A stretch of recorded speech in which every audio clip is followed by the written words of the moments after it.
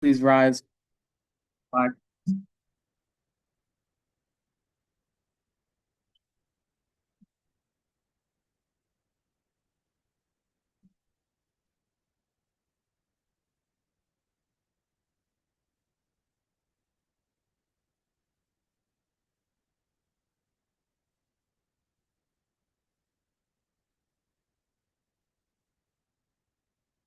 All right.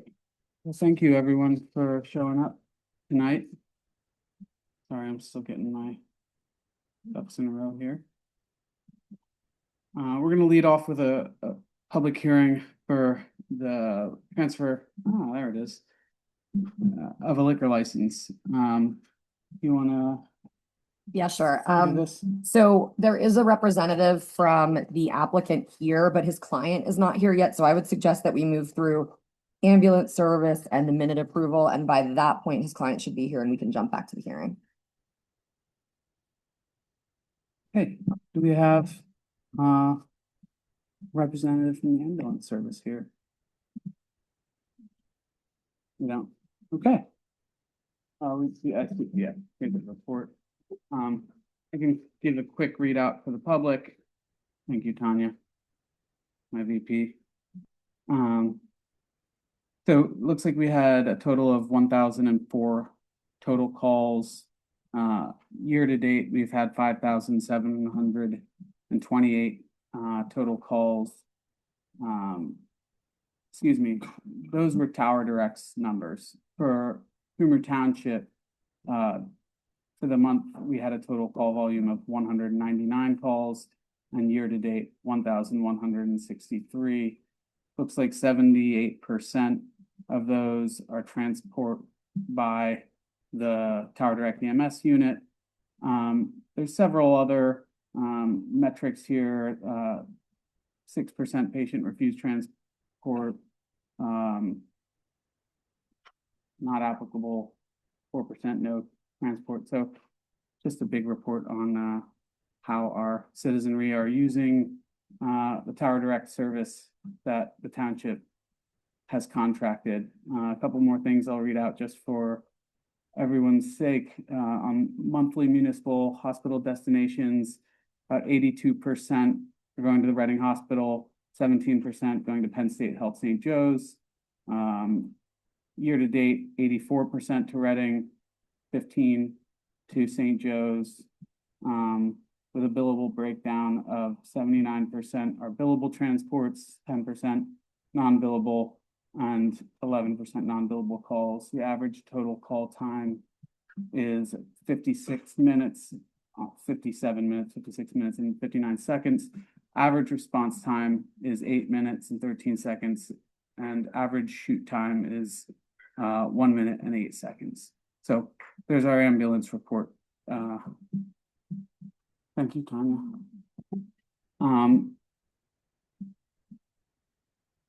Up next, do I hear a motion to approve the minutes for the May 28th regular meeting, the June 1st public hearing for the traditional neighborhood development, aka T&D overlay district ordinance, for the June 1st special meeting for the T&D? I'll make a motion to accept. I'll second it. All in favor, please signify by saying aye. Aye. All opposed? Okay. Next up, we have our sewage enforcement officer, Jeff Wormkessel of Wormkessel Geoenvironmental, to discuss his retirement and transition of his business to Mr. William Westbrook of Westbrook Enterprise. We're being asked, I think, to consider appointing Westbrook Enterprise as the co-primary SEO or sewage enforcement officer for the remainder of the year. Do we have a representative here?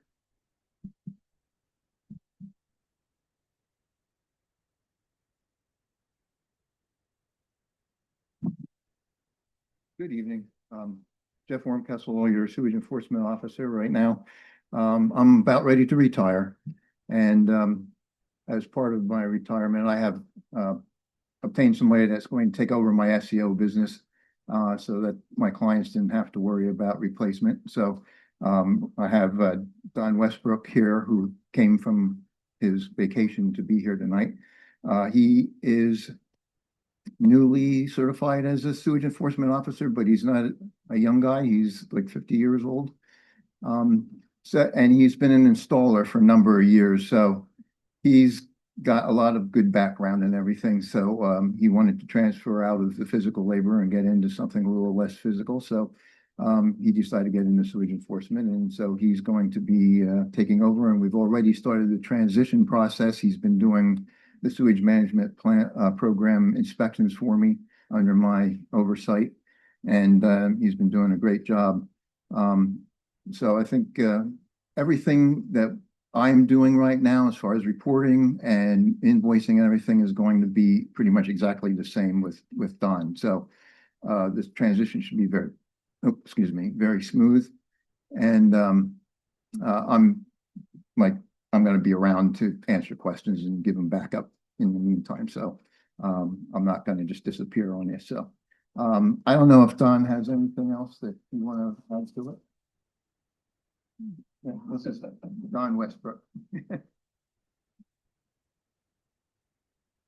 Good evening, everybody. It's William is my given name. Don's my middle name. Like Jeff said, I come from this background. Heavy construction. I have installed dozens of septic systems in your township, repairs. I am familiar with Scott McCafferty, who is your backup SEO. I've worked with all the local SEOs. It was a logical transition for me to pass my construction business to my son and move to a less physical job. My goal here is to provide the township and its constituents with consistent service and to protect their water system. And I mean that sincerely. These SMP programs are important. You guys are on the front end of that, and I appreciate it. The amount of repair work that needs to be done in this township, there's a lot. There's a lot of things that are still old, very old. And the taxpayers have been a little, when you present them with the information, they don't want to spend money, but they need to. And my explanation to them, in order for them to understand, is I tell them everybody drinks everybody else's sewage. So when you really start thinking about it, if you do not reclamate your sewage, it's a direct path into the drinking system. Now, we can argue the points of cased wells and everything, but in the general public, it's a good way to get them to understand the program is important. So I humbly ask for your appointment, and I look forward to serving you guys and the constituents of the township.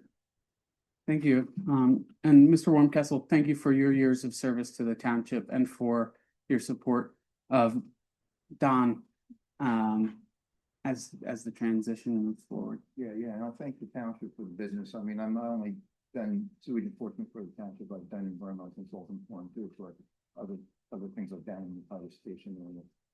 So I appreciate the business over the years. Thank you. So is there anything we actually need to do tonight? Because if I'm reading this correctly, nothing's changing till the beginning of next year. It would be You can appoint Mr. Westbrook as the co-primary SEO for the remainder of 2026. And then in 2027, when we do our reorg and we do our appointments, then he can be officially appointed as the primary SEO. So how does that work with the co? It's all the terms and everything else are the same. He's just kind of another person. He's basically a consultant. Do I hear a motion to appoint Don Westbrook of Westbrook Enterprise, the co-primary SEO for the remainder of 2026? Primary for 2027. I'll second. All in favor, please signify by saying aye. Aye. All opposed? All right. Back to our regularly scheduled programming. Thank you guys for being patient. We did a little trick play there. So we're gonna now pivot back to the public hearing for the intermunicipal transfer of liquor license. The applicant is Crooked Hen Corporation. If you're not familiar, that 2233 Lancaster Pike, Chillington, Pennsylvania, in Cumru Township. Been there, I'm a fan. So, but with that, I'll toss the ball to our solicitor and you can sort of steer us from here. Sure, thank you. Just for the record, this is the time and place, publicly noticed for the intermunicipal transfer of liquor license hearing filed by Crooked Hen Corp. Of 2233 Lancaster Pike, Shillington, PA 19607. I do know that there are representatives of the applicant here tonight. Attorney Felino, do you want to enter your appearance?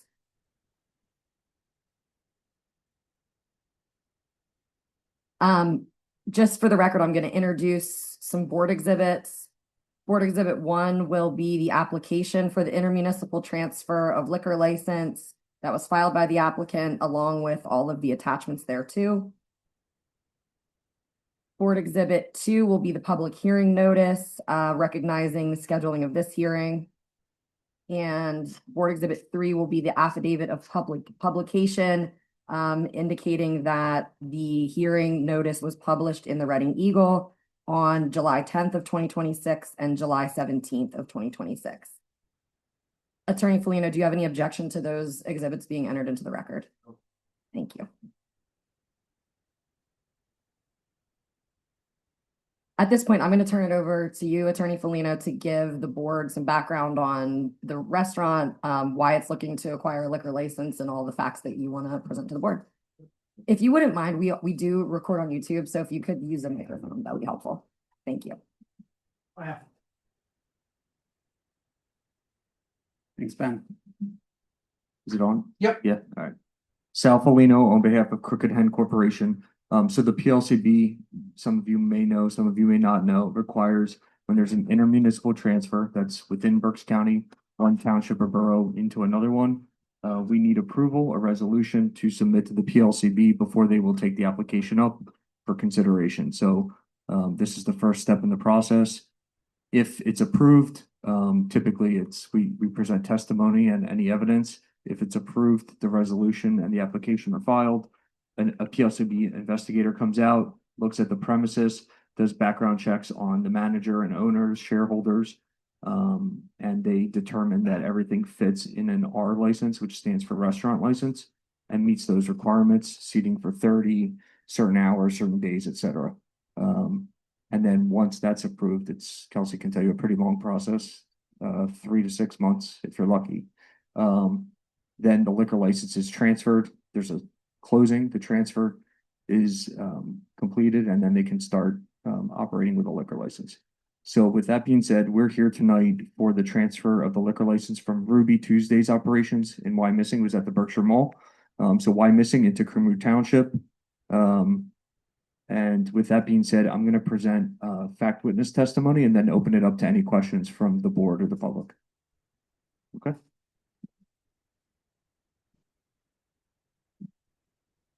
I swear. Gevork Giorgio Hammartumian. Gevork Georgio.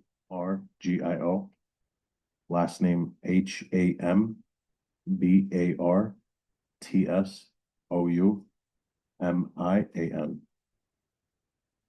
Welcome. You answer yes and no, so she takes it down. Yeah.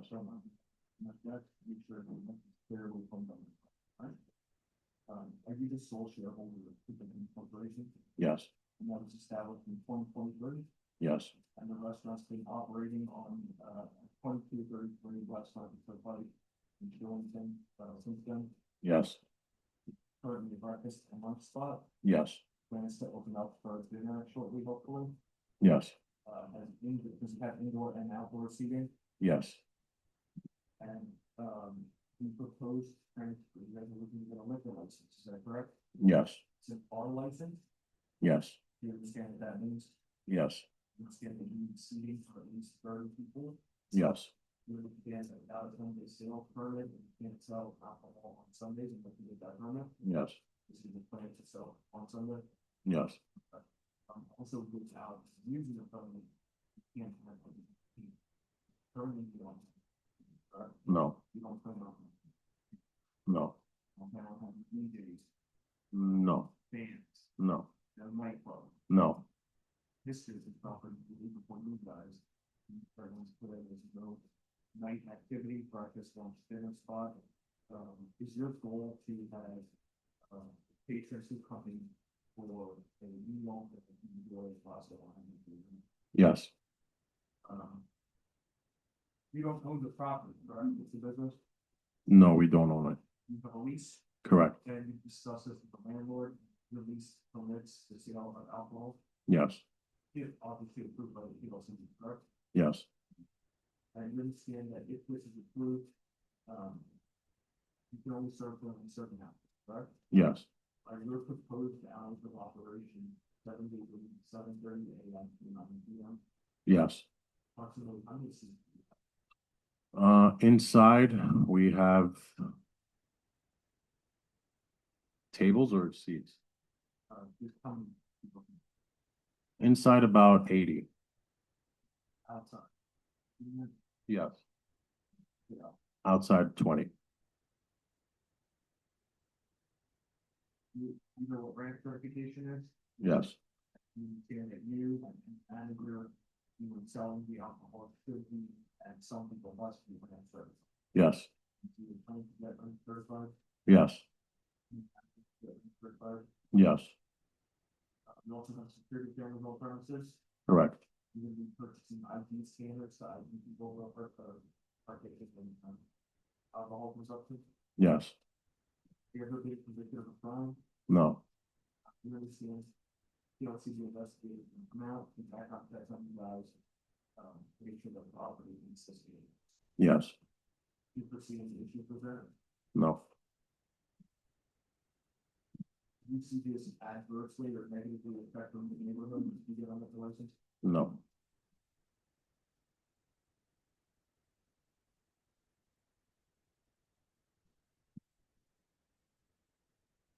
I have no further questions, and I'll open it up to you guys if there's additional questions. Before offering an opportunity to the public, do the commissioners have any comments or questions? I do not. Kelsey? I don't think you testified to this, but now that you're gonna be open for dinner, what are your hours of operation gonna be? When we open for dinner? All day, like what are your typical hours of operation going? We open at 7:30 and well, we were open for dinner, but we were having issues with staff. So we closed dinner for now. And now we're trying to find more people and came across a nice liquor license. So we're gonna most likely be open till 9 o'clock at night every day, except for Mondays. Are you gonna be open later or earlier on Mondays? No, we're closed on Mondays. Close them. Yeah, always closed. I know you said that you weren't going to apply for an amusement permit along with the license application, but is your plan to at some point in the future apply for an amusement permit for the licensed area?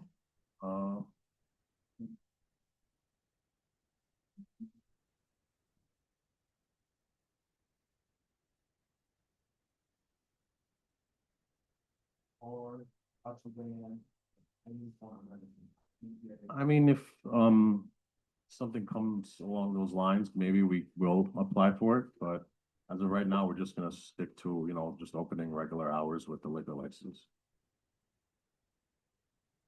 You said there's 80 indoor seats and 20 outdoor seats, correct? I wrote it down, I just there's 26 tables, and that's 82 seats, and outside is 20 tables with 75 seats. Yeah, that sounds like a lot. I'm just curious about if there's enough parking in the Yeah, well, parking area for that our, many seats or patrons. Our neighbor, which is the landlord, she lets us use the parking lot. Is that Gallon Insurance? Yes, correct. Okay, so you have a shared parking agreement with them? Yes, correct, yes. And that is consistent with our zoning ordinance?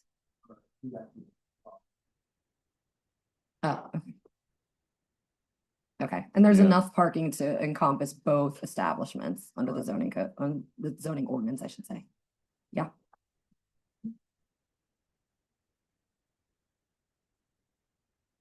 For the public's sake, and for maybe those whom have not attended or come to the restaurant, I have, could you describe the establishment, what the Crooked Hen is? So it's breakfast, brunch, lunch, we got omelets, eggs, breakfast burritos, salads.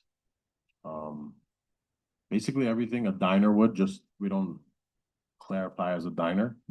We open up a little later and we close a little earlier. Have you ever had an ownership interest in any other liquor license? No, And you're the sole shareholder of the corporation? correct. And do you know who your manager would be, or are you still figuring? it My out? father, Did he ever have an interest in any other liquor license? up until this, no. So you've never been cited for any PLCV or state liquor code violations in the past? No. All right, those are all the questions that I had. Thanks, Kelsey. I was gonna ask, other than beer and wine, is there any other alcoholic beverages that you'll be Yeah, serving? maybe like the fancier cocktails, stuff like that, but whatever the customers want, that's what we're gonna do. I'm a Bloody Mary fan when I have brunch. There you see, I got no problem. And that's all covered by the R license, so Yes. you're allowed to do that. If no one from the board has any other questions or comments, at this point, we can open it up to anyone in the public who specifically is here for this hearing to make public comment. Is there anyone here from the public who wishes to speak on this application? All right, please let the record reflect that nobody volunteered to speak. If there's no other questions from the board, at this point, the board can, anyone from the board could make a motion to approve the intermunicipal transfer by resolution, which I do have a copy of. If it's approved tonight, can get signed. I move to approve the intermunicipal transfer. I'll second. I'll leave that up to the stenographer. All in favor, please signify by saying aye. Aye. All opposed? All right, thank you, guys. Thank you. Thank I'll you. get this signed tonight at the end of the meeting and I'll email it over to you. I think PLCB doesn't require originals, right? All right, thanks. Thank you, guys. Meeting can be adjourned. Thank you.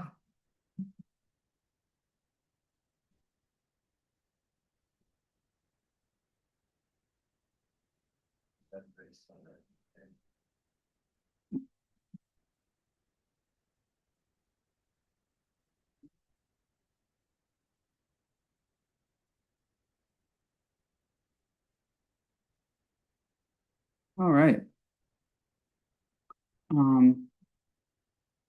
Moving on from the hearing.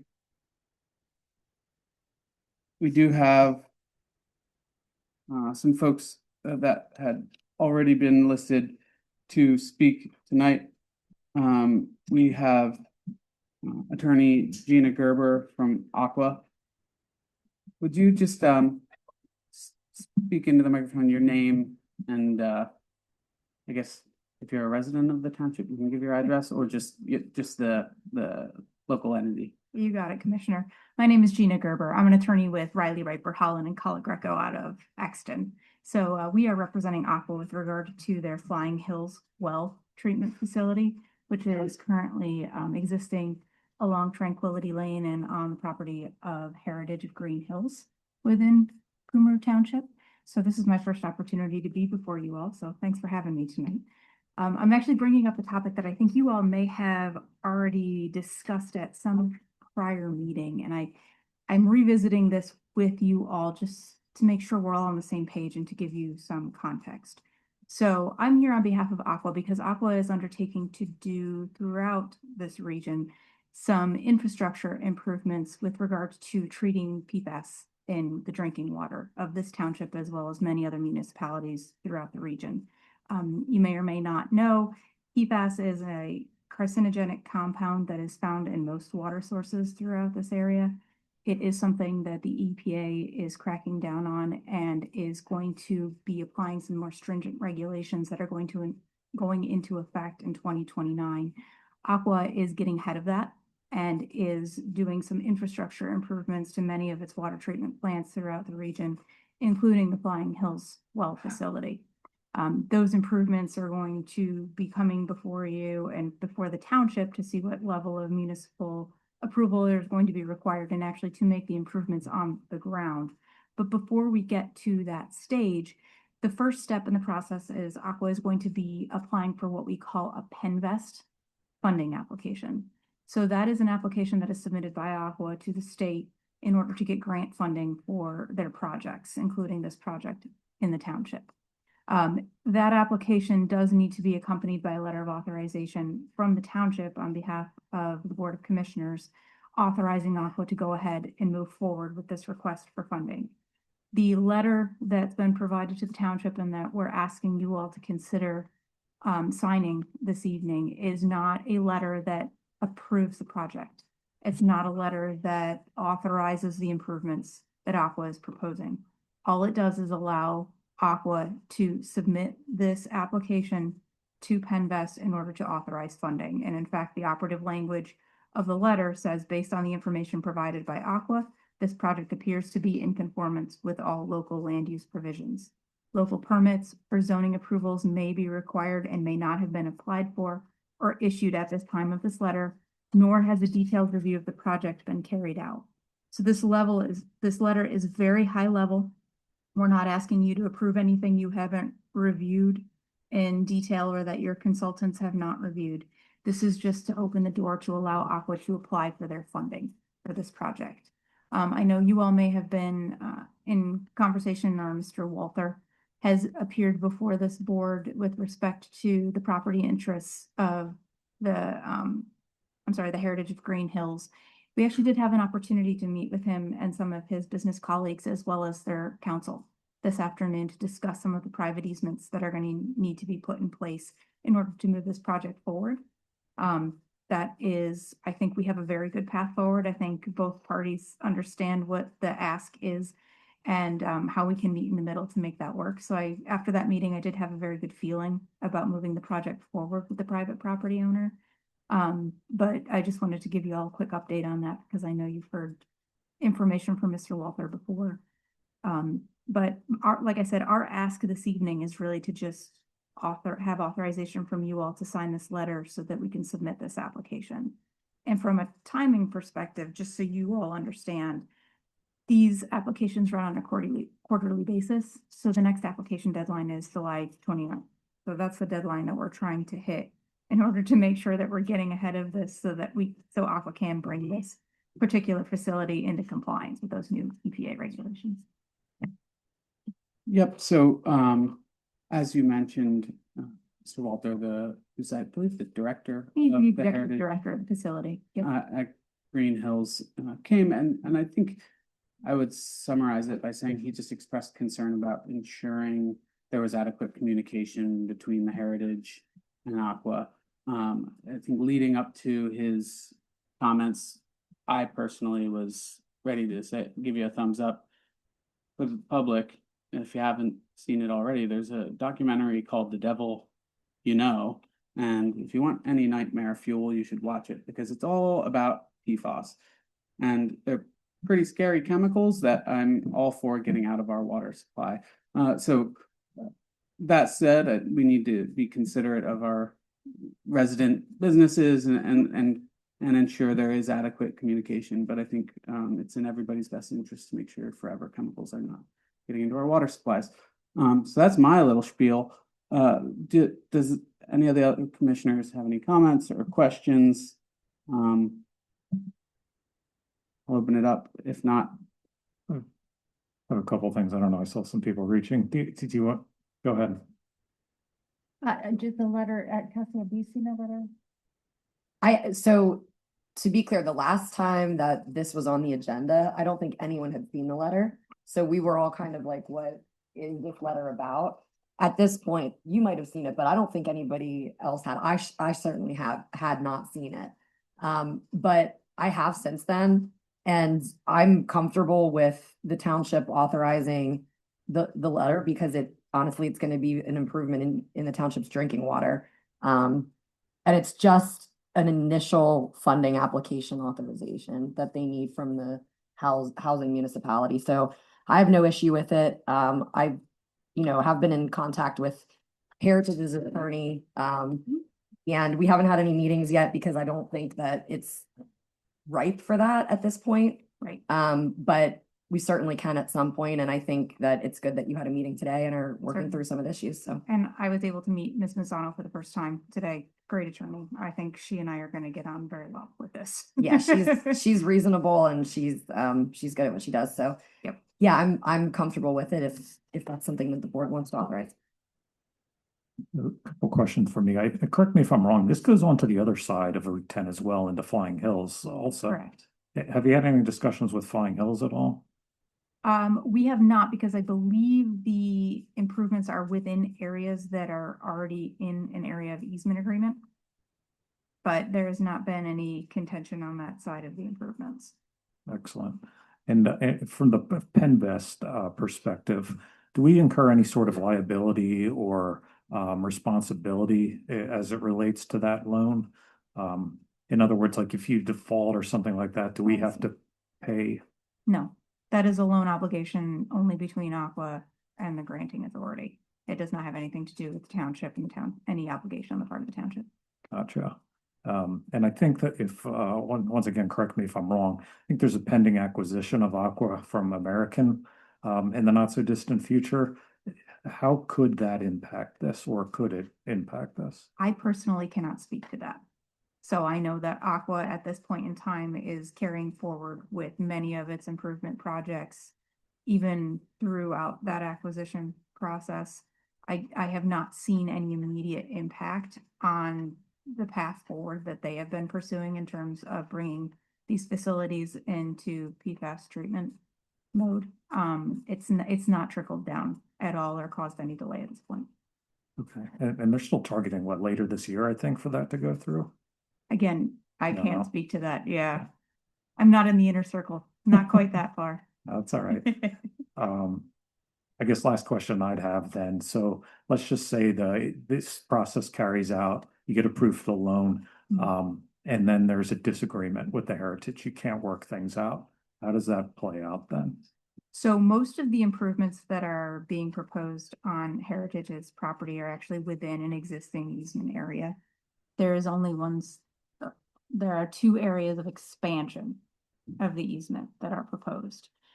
I am being optimistic because based on our conversation today, I do fully think that this is going to get worked out. Obviously, we can't put any improvements on a property for which we don't have the property rights for. There would have to be an easement in place in order for us to move forward with the plan that shows improvements on their property. So I understand that there's some positive vibes, but I'm trying Gotcha. to, scenario out the worst case scenario. So Yeah. if you can't come to some sort of agreement, what happens with this loan then?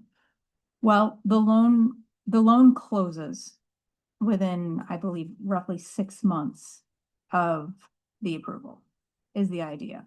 So the order of operations is that we would get all of our ducks in a row in terms of the property rights to build out what we want to build out during that period. If we can't do that, then presumably the loan wouldn't close because you wouldn't have the approvals you need to actually do the improvements.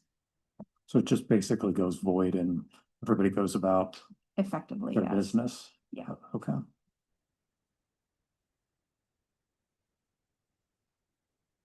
I don't have any more questions, but are we needing to vote on this?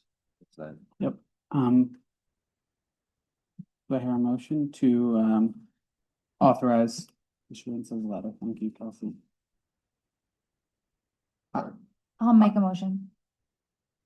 I'll second. All in favor, please signify by saying aye. Aye. All opposed? Thank you very much. Thank you very much.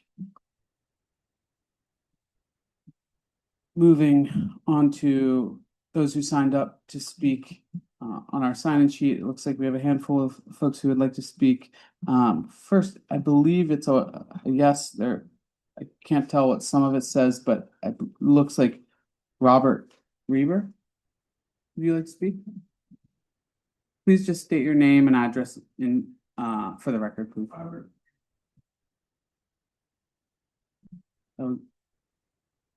Just for the recording, it's 103 Elkins Avenue, correct? Yeah. I owned my home there since 1970. A couple weeks ago, Cumru Township came through and put these no parking signs up. Out of the 13 that are up, 8 of them are pointing to the right, the little sign below, pointing to the right, which would be right. The other 5 are pointing either in both directions or one direction to the opposite side. Us people on the right side have some concern about it. According to the chief, don't matter. So why can't we just put no parking? We're open for no parking signs on Elkins Avenue. But why don't we just put Monday through Friday between 7 a.m., 4:30, September 1st to May 31st? And that would resolve the problem. Because there's people who live on my side. They come home, they don't have no place to park. They gotta look around the block. My one neighbor walks almost 2 blocks to find his car. Because there's no parking on the right hand. The left side of Elkins Avenue, it looks like a used car lot with all the people at. 2 to 5 cars from the opposite side of the street. So if we could either get it changed to no parking between 7 and 4:30, everyone wants to May 31, it'd be fine. So, Mr. Reber, first of all, thank you for coming Yeah. and sharing your concerns. What I'll say first before turning it over to Mr. Rogoski and our Chief of Police, Chief Winchester, in prior meetings when we first started discussing this, let me backtrack. The genesis of this was concern over the safety with school, as I think you're alluding to with the proposed time frame. The Elkins Avenue passageway leading from the school campus out. Over think- the years on Elkins Avenue, there used to be 3 stop signs. Yeah, One kid got hit on Elkins and on because of speeding. Yep. So then some of the stop signs stayed, some of them disappeared. Now there's none. And in the morning, when school starts, that's 4 teachers that think it's a race course.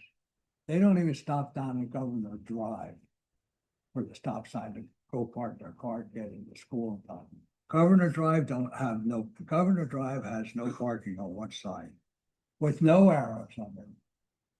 Why don't you just take the arrows off? Then there won't be any confusion to anybody.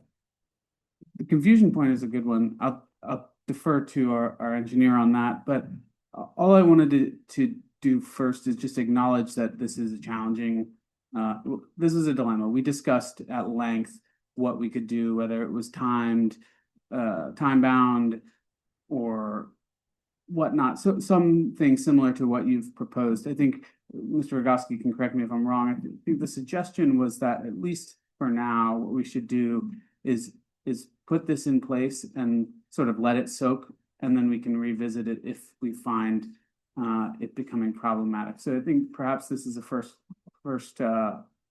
comment to that end. Yeah, I could just comment a Pass it little over. additional.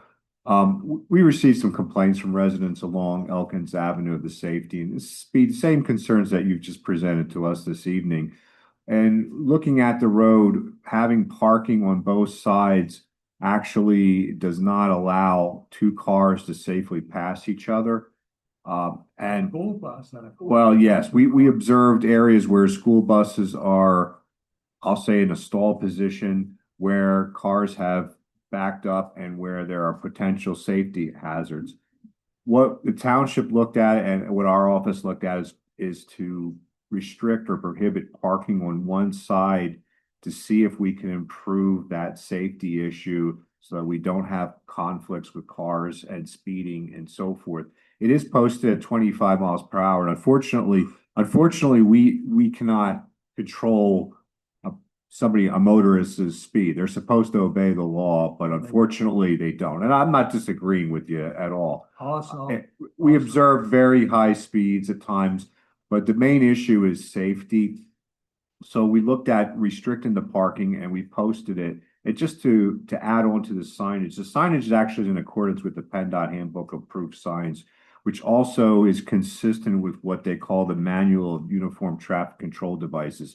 It's a federal highway publication.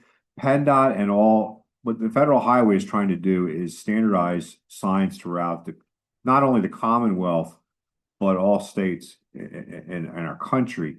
So the stop signs have become more, there's certain signs that have been now removed. And what the arrow does is you're technically, and I understand it could be confusing. There's a placard underneath the no parking sign. The arrow points in the direction where no parking is restricted. So if you have an arrow with two arrowheads on either side, it's both sides of that sign. It's almost like you have to look at the sign as though it's facing you. And then when you see single arrows, it's going from an intersection in the direction of where parking is restricted. Those signs are what nowadays we need to use because that's what's enforceable. A lot of signs where here to the corner where we're wording are no longer allowed. They just updated the signage manual this April, and I discussed with the Public Works Department that some of the signs that we typically have used in the past, we no longer can. So those signs reflect what is, not to say legal, but what's approved for us to enforce and for the police to do their enforcement for the restriction of parking. So yes, the signs can be a little confusing because there's arrows underneath those, but that's the purpose of why there's a placard underneath them, because it delineates limits of where parking. If you have a situation, I'll give an example where parking is only limited to say 300 feet on a 1,000-foot block, then you want to use, if you just put a no parking sign there, a motorist may just view that the whole block is no parking. But with arrows, it shows where those limits are. So if there's an arrow going in one direction, but not in the other, then a motorist can freely park along that curbing, but the other area they can't.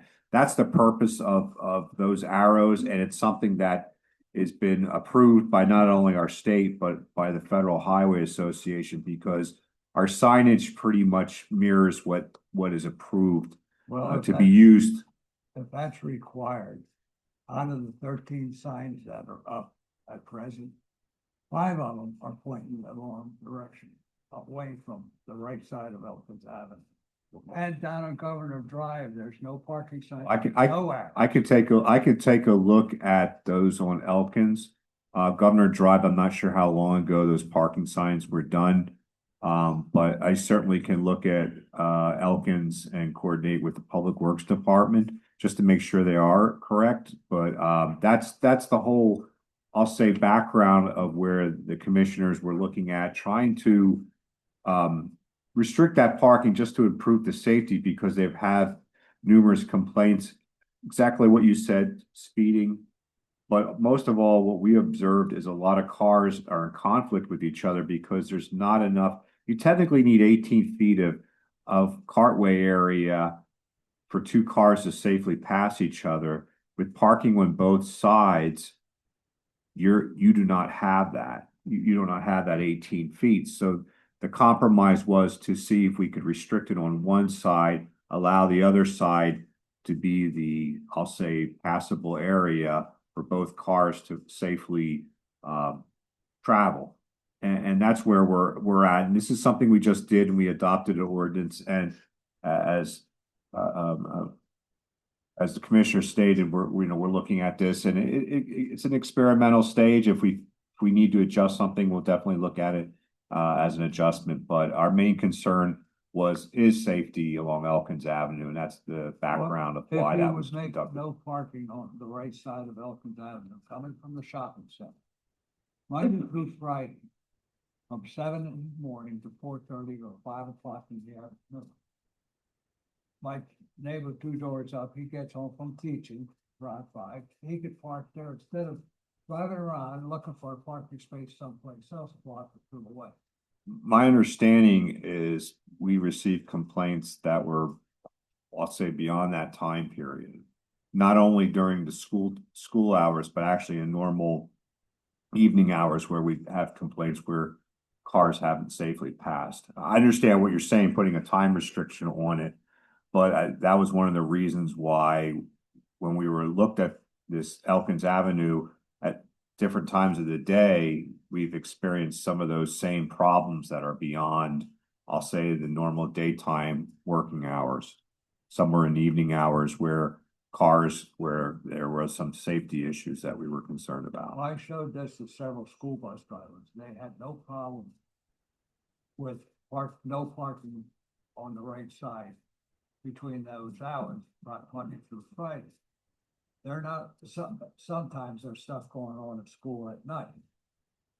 Between 7:30 and 8 o'clock. If I want to get out, I gotta get out by 7 o'clock, or I can't get out of my driveway. Mother take everybody back to school. Then you have teachers who are flying down there, they're getting up 15 minutes early. They even run the stop sign down at Governor Drive and Elkins. I sat down there and watched them. Mr. Reber, what I'll say is this. First of all, again, thank you. And again, we discussed precisely the sort of time-based limitations on the parking at length. The conclusion we came to is that for now, we want to see how this plays out. So my ask of you is to just be patient with us. This has only been in effect for a short period of time, and we want to sort of see how things play out over the seasons, over the school year. And this is certainly not something that can't be changed, but I think we just want to about changing things too quickly. So it's not a no, but I think right now we're in a wait and see mode. Well, then I'll answer to the 5 people that live on Elkins.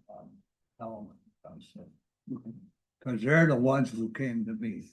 And please tell them to come in. We welcome public comment, and the more voices that we hear might inspire some decisions. But the decision I think right now is to wait and see and sort of just see how the new ordinance. Over the years, I see too much come and go in Cumru Township on Elkins Avenue.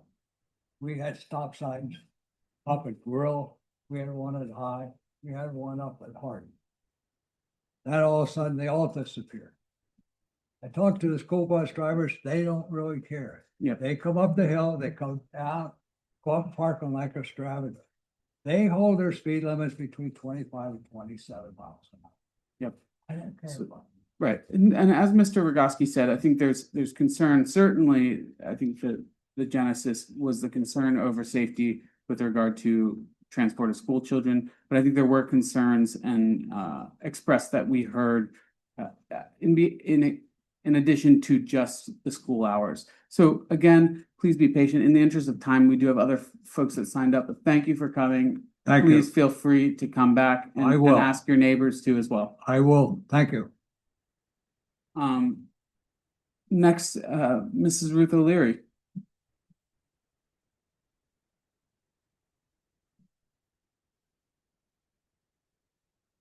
Good evening, everybody. I'm Ruth O'Leary from 1179 Cedar Top Road. I'm here tonight as the representative of the Greater Governor Mifflin League. And with me, I have Deanna, I don't know their last name, Wetzel, and Mike Pinto, and also Allison Callback, and her husband, Deanna's husband, Kevin. Okay. We did receive the letter from the board and we responded. I did give Mr. Miller a copy of the letter.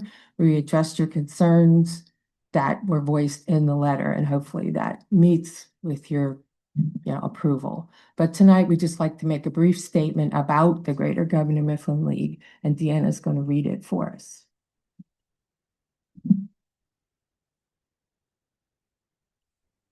Some of this is what she just already said.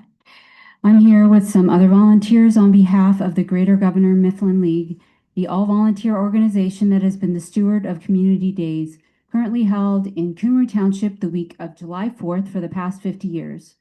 This is my first year serving on this committee. I believe in the mission of GGML, and even more so after having served with this committee this past month. I'm really honored to speak on their behalf. The primary purpose of the Greater Governor Mifflin League, which I'll call GGML going forward, is to promote lasting change in the community through grant making. GGML has given more than $600,000 back to the community, organizations, and initiatives since their founding, some of which include scholarships to Governor Mifflin seniors pursuing post-secondary education, cost offsets for new SCBA gear for local fire companies, equipment grants for local ambulance companies, funding for Mifflin Library projects, Girl Scout and Boy Scout troops, and Governor Mifflin school projects representing students through all grades and buildings in the district. Large construction projects at the Governor Mifflin School District, Mustang Nation t-shirts so that all students feel like they belong, signboards and new e-bikes to the Cumru Township Police Department as thanks for the wonderful service they provide the community and community days events. Aside from fundraising for community grants, the goal of community days has always been to provide safe and fun entertainment for the people who live in the district and surrounding areas. This allows friends and families to get together and make memories. Above all, community days is one of the few lasting fairs in the greater Berks area, providing a place where the community can gather to meet their neighbors, make new friends, and make the community stronger. Specific examples include a pageant system, which gives girls the courage and confidence to walk the stage and show the world that they are amazing. Provide free entertainment every night, which helps all people stretch their budgets further and give local performing groups the opportunity to showcase their talent. Giving local businesses the opportunity to support their community and the fair by providing services, many of which are given back as donations. Giving charitable organizations a fundraising platform to further contribute to the community. Provide one of the largest fireworks shows in the county. And during community days, board members have also made concerted efforts to leave the areas around the fairgrounds cleaner than we found it. The word community in community days is not just part of the name of a yearly fair, it is the founding principle that is interwoven within the Mifflin area.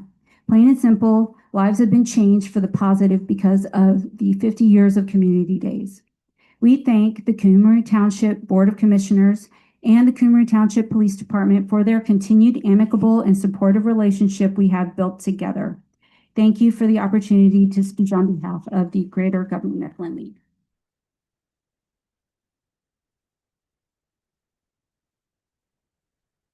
Thank you very much for your time. Thank you. Thank you. No, I do think it's important that to some extent we edify the public. And without naming names or going into details, there was an event or there was an incident that occurred that the Board of Commissioners found inappropriate, extremely inappropriate, in my personal opinion. We have immense respect for our police department. Our police officers work extremely hard, and I know that the three of you folks in the Greater Governor Mifflin League at large have immense respect for our police department. And an incident occurred that not only undermined the mission of the Cumru Township Police Department, it had the potential to undermine the faith in our police department and to cast our police force in a light that is frankly unfair and damaging to Cumru Township's reputation and to the ability for Chief Winchester and our police to do their job and to put themselves in harm's way on our behalf. So I want to say thank you to our police, thank you to Chief Winchester and to the police who responded in profoundly positive ways to the incident that occurred. And thank you to the GGML for your statement and for taking action on account of what happened. I'll pass it over to if any of the other commissioners have anything to say. Thank you very much. Yep. And that person does not speak for the rest of us. So Glad to hear it. thank you. Thank you.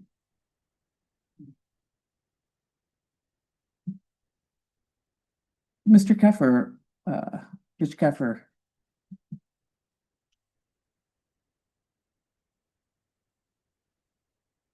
Oh, just real quick. Had a couple comments about the solar panel installation. Let's see. Over the years, as an architect, I've done numerous pre-engineered steel buildings. I did have a couple of concerns about the installation of solar panels here. I would love to take a look over your shoulder and look at some of the design parameters that were used on the maintenance building in particular, as additional weights added to the roof of the structure make a significant difference in the integrity of the building. If you have some of that information, I'd be happy to take a look at it for you. I'm not charging anything, so.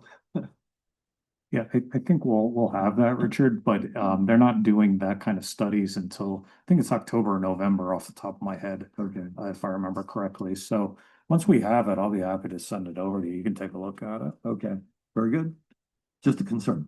Thank you. Thank you. And agreed. I would be more than happy to have as many expertise as possible on that. Thank you for volunteering.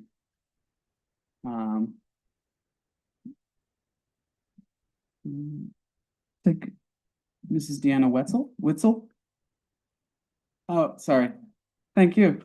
You're welcome to. And I should also, that's the last person who signed up to speak, but you mentioned the live entertainment. A member of our board of commissioners was one of those performers at Community Days, and I can say that's a pretty darn good Johnny Cash impression. Thank you. Okay, moving on. We have economic development as an agenda item. Is there any ideas or anything anyone on the board would like to discuss, concerns, any updates on progress that we wanted to talk about? This isn't necessarily economic development, but it comes from Delta. So they submitted the JAG grant. And I don't know, Chief Winchester, you want to talk about what we submitted for under the JAG grant?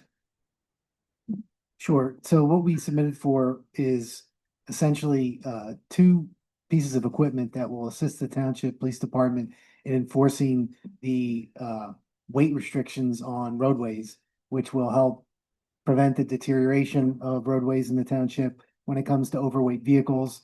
As the board knows and the public might remember, a few meetings, maybe a year ago, the township enacted an ordinance for weight restrictions on certain roadways within the township based on concerns. The state has voiced, the state police organization has, the PA chiefs has stated their concern about the safety of roadways in relating to overweight vehicles and trucks and the hazards and dangers that poses. So what we did was we put together a proposal for the grant in order to purchase the portable scales that will enable us to actually go out and weigh a complete truck to determine if they are in fact overweight. This will assist us not only with complaints or general stops, it'll also assist us in major accidents that occur throughout the year involving tractor trailers. It will also assist us in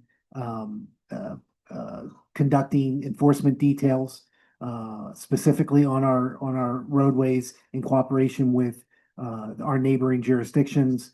Currently, right now, when we do run into a situation where we would need or would like to have a truck weighed, we have to call upon usually Exeter Township, who is the closest municipality that has these scales. So these scales are very precious, I guess you could call it. And we put in a proposal for that piece of equipment along with a truck, essentially, when it comes down to it. The truck would be the new traffic safety unit, which will enable us to transport these portable scales, as well as all the other equipment when our traffic safety unit is out conducting enforcement details or responding to a call for service. All said and done, I believe, I don't have it directly in front of me. I believe the grant total proposal came to $180,000. Somewhere in that general neighborhood. Yeah. So I think that I'm very hopeful that will be approved. And I think that the push that the PA chiefs is making in regards to highway safety with these tractor trailers, I think it's the perfect time to put in for this grant. And really provides us with a great opportunity and chance to be approved and receive those funds. Great. And then there was just one other, is so the multimodal grant for the Poplar Neck Bridge. I think we're just finishing that off. Mike has 2 items he's chasing down, correct? That's correct, Greg. STV's doing the schedule, the estimated schedule. Chris is working on that. He anticipates to have that done by the end of the week. Yeah, that one's due by the end of the month. It's approximately $2 million. Yeah, that would be fantastic if we could get that. All right, thanks for those updates. Anything else from anyone else on the Board of Commissioners? I did mention one of the previous meetings recently, I wanted to offer opportunity for anyone to speak on the Board of Commissioners to ensure all ideas are heard. There are, as many know, a lot of competing ideas, and there's a lot of discussion, some more accurate than others, about what's going on with the greater economic development initiative we've undertaken. So to ensure all voices are heard and that the public is adequately informed, I want to just regularly circle back and offer opportunity to make sure anyone who has any ideas can speak, or concerns can speak to those ideas. So take a moment. Do we have anything? If not, okay, well, turn it back to you, Chief. Well, so you all should have my KPIs on, I think Mike, yeah, put them on your tablet. But I also sent an email out today just to ensure that you got it, along with the crime mapping. As the public can see, these are what our numbers refer to. When I refer to KPI, this is what we're referring to in terms of the police department. So I'm looking at a graph. You don't have a graph up there. The graphs are much easier to read, but I can try and explain this to you. So the top category is going to be self-directed activity. Self-directed activity is going to be really defined as any activity above and beyond a 911 call. So when we receive a 911 call, we're dispatched essentially to that call. So that could be a traffic accident, it could be a theft, it could be a barking dog, anything that we normally handle. So that is not counted in this self-directed activity. That's captured in a different report that I capture an incredible amount of data, but I don't send that to the commissioners because it could be overwhelming and confusing if you don't know what you're looking for. So although that is tracked, that is not tracked here. So self-directed activity is going to be any kind of traffic stop. So if an officer observes a violation, they conduct a traffic stop. That's self-directed. That's proactive enforcement. It could be a CPA is defined as a community policing activity. So when I first came to Cumru Township, I created this category, if you will, of call types, and able to try and quantify the amount of times the officers actually get out and greet the public, interact with the public for no reason other than they're just trying to be a community policing officer. So going in and spending some time at the sheets or business or even in a neighborhood would be a community policing activity. A great example would be one of the officers going down that's not assigned to community days, but would go down to community days just to interact with the individuals. That would be a community policing activity. Any kind of drug arrest violation or DUI. So that essentially is what a self-directed activity is. And that's what we're tracking here. And as you can see, that number, thankfully, is usually high. So what we're looking at is to be well above the warning threshold, which the warning threshold is just essentially telling us, hey, listen, you're getting close to this warning. You might want to lay eyes on that. That's what it tells me. And there has to be a reason. So I want to start looking at and searching at why are our numbers getting close to our warning. And then, the limit threshold essentially is going to be defined as we can't tolerate that number. So if that number, if our self-directed activity gets to 250, then I know that there's something wrong and something has to change, or something occurred that's causing that number to be so low. So we want our number total to be over the well over the warning threshold and a lot over the limit threshold. So we're looking at this month, we had 573 total self-directed activities that were counted, which is essentially, like I described, proactive enforcement operations, proactive policing. So that's what we want when officers are not responding to 911 calls or calls for service. They're out there actually doing something proactive. That's what we're looking for. The next category is going to be training and details. And that's just kind of, as the title describes itself, it's anything that the officers are doing that are not 911 calls or proactive enforcement. It's going out in the community. We do an incredible amount of training for schools and religious organizations, where we will go out and perform threat assessment seminars, security analysis, and we also talk about if there's an active shooter or an active aggressor, what they should do, and more importantly, what they can expect us to do when we are called to that situation or that incident. It also encompasses all of our mandatory training that we do. We do an incredible amount of mandatory training that's regulated through the state. Every year we have to go through law updates, as well as a full day of training on a topic that the state police decide is important for us to learn. We also do a lot of in-house training, where we'll do roll call trainings, or we'll do training in our various buildings and facilities that we have access to in the township, as well as our range and our self-defense training that is mandatory, that we go above and beyond and do more than is what is required. So that number is at 50. We want that to be well above the warning, and absolutely we won't tolerate if it's near the limit. So that's what that category is. The sustained complaints that come in to the police department or come into the administration. If an individual comes in and says, I want to complain about a police officer for X, Y, and Z, whatever it is. If someone does come in and complain, every complaint is looked into. We get a lot of individuals that will come in, I shouldn't say a lot, but individuals that come in, if they want to complain, for the most part, they want an official complaint filed. Well, there really is no official complaint. Every complaint that is brought to our attention, we look into. Everyone deserves that. With the purchase of the body cameras, that's really helped us tremendously, because individuals will come in, and oftentimes if they complain about a certain situation or an incident that occurred, or an interaction that occurred with an officer, every time when we pull the body camera up, we can come back and explain exactly what happened. And most times it's a miscommunication, where someone just didn't hear or understand what the officer said, or took what the officer said in the wrong way, I guess you could say.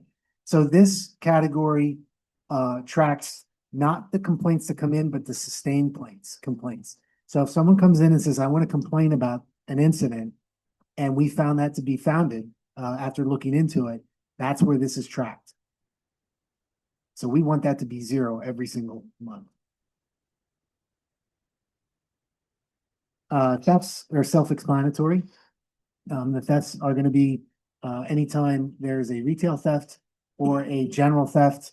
And a theft is obviously different than a burglary. So a theft is going to be from an unoccupied structure. Could be a garage, your bicycle's stolen, mower stolen out of the garage, or your bike's taken off the porch, or flowers or taken off the porch, something along those lines, or a retail theft. The zero tolerance limit is going to be 20, and then our warning level is going to be 30. So we want that number to be, well below even the warning, if it does rise close to that, again, it's usually a result of a pattern or something that's occurring that we should be looking at. When I say we, me, I should be looking at, and our supervisors should be looking at it and deploying our force, our manpower accordingly to address that. So, for example, we did have some theft from autos in Mifflin Park, and we ended up identifying some individuals and making some juvenile arrests. So the officers did a great job in identifying the pattern and the trend, which I believe is why you're seeing that 15 and 13 number a little bit higher than what we're comfortable or what we're used to, I should say. Still under our warning limit, but anything that goes above, a normal average, we're going to be looking at and wondering what's going on. And then our repeat calls, we track all repeat calls for service within the department. And we also track repeat locations, and we track repeat offenders and victims. So those three things are what we're looking at and tracking. This repeat calls refers to locations. So what I'm looking at is we have certain areas of the township, and not to get into too much of it because you've already listened to me too much, but it's almost in policing considered the 80-20 rule. 80% of the total crimes are occurring in 20% of the locations within the township. Same with offenders, same with victims. So by tracking that, I'm able to put the officers where they need to be or where they should be based on this 80-20 principle. So 20% of these locations are accounting for 80% of the crimes locations. So when I track these repeat calls, I'm looking for any location that has a high number of repeat calls. So for example, this last month, the repeat calls were at 10. That location, I believe, was the last month in May, it was the Sheets with 12. This month, I believe it was the Giant at 10. So anytime the Giant calls us for whatever reason, it's tracked, and 10 seems like not a large number, but it's a concerning number to me. But more importantly, what it tells me is our officers should be spending downtime when they're not on an active 911 call or a call for service. They should be spending time in that area to try and be visible, to make sure they can try and deter crime, and be closer if something does occur. So that general area does generate a lot of calls because there's a lot of people that go into that location and use that grocery store. So because of that, there's going to be a lot of calls for service. So it's not necessarily an incredibly bad thing if you see that. If it's a private residence, that is an incredibly bad thing to see. So 10 times being called to a private residence 10 times in a month, there's a problem. There's an incredible problem. So we're looking at that. That hasn't happened. I think the most I've seen is 3 or 4, and it's usually already on our radar and a result of something that's occurring, and we're actively resolving that for them through problem-oriented policing. So that's my 15-minute spiel. I apologize for that. Is there any questions from the public or the board for these KPIs or these numbers? Yes, I was curious, just the thresholds, the warning and the limit threshold, are they standards that are national or state, or things that you, as your own police department, you've set as thresholds? It's something that we set in our own police department. Yeah, there's really no standard when it comes to this. They are adjustable, and we do revisit that because obviously the numbers that are presented, I want to make sure that those the warning number and the limit are reflective to what we're willing, if you will, to tolerate as an administration. So those will move around as time goes on, and I can readjust those, and I will. But no, there's no national standard. Just on that point, Chief, I think spot on. And for the rest of our department managers, the idea with KPIs is that they are changing. If you leave them and don't revisit those thresholds, they just get stale and they don't reflect reality after a certain amount of time. So we need to revisit those on a rolling basis of some cadence. But I'll turn it back to you, or if there's any other. Just want to add one quick thing here. So the KPIs themselves, this is a new thing that we installed. I think we started, the first one was with police in maybe March, give or take. But now every department has what you see up here. You don't, obviously it's different for each department, but in concept, they're all the same. So that's what we are all going over as we look through the reports every month. So we can kind of track everything that's going on here and have oversight of it. There's graphs that go along with it, and I think my goal for next month would be to create a PowerPoint so that the public can see the graphs. The graphs tell the trends that are tracking. So that would be a great visual for the public to see. Yeah, if everyone saw Tanya and I whispering up here, we were talking about that. I think if we could coordinate maybe one slide per department that just shows the graph, because this, first of all, thank you, but I think I'm not going to pull the audience, but I imagine this is hard to consume. There's a harder format to consume than a line graph that shows the trend of any particular KPI over time. I can, Andy, if you like, I can put the graphs up now.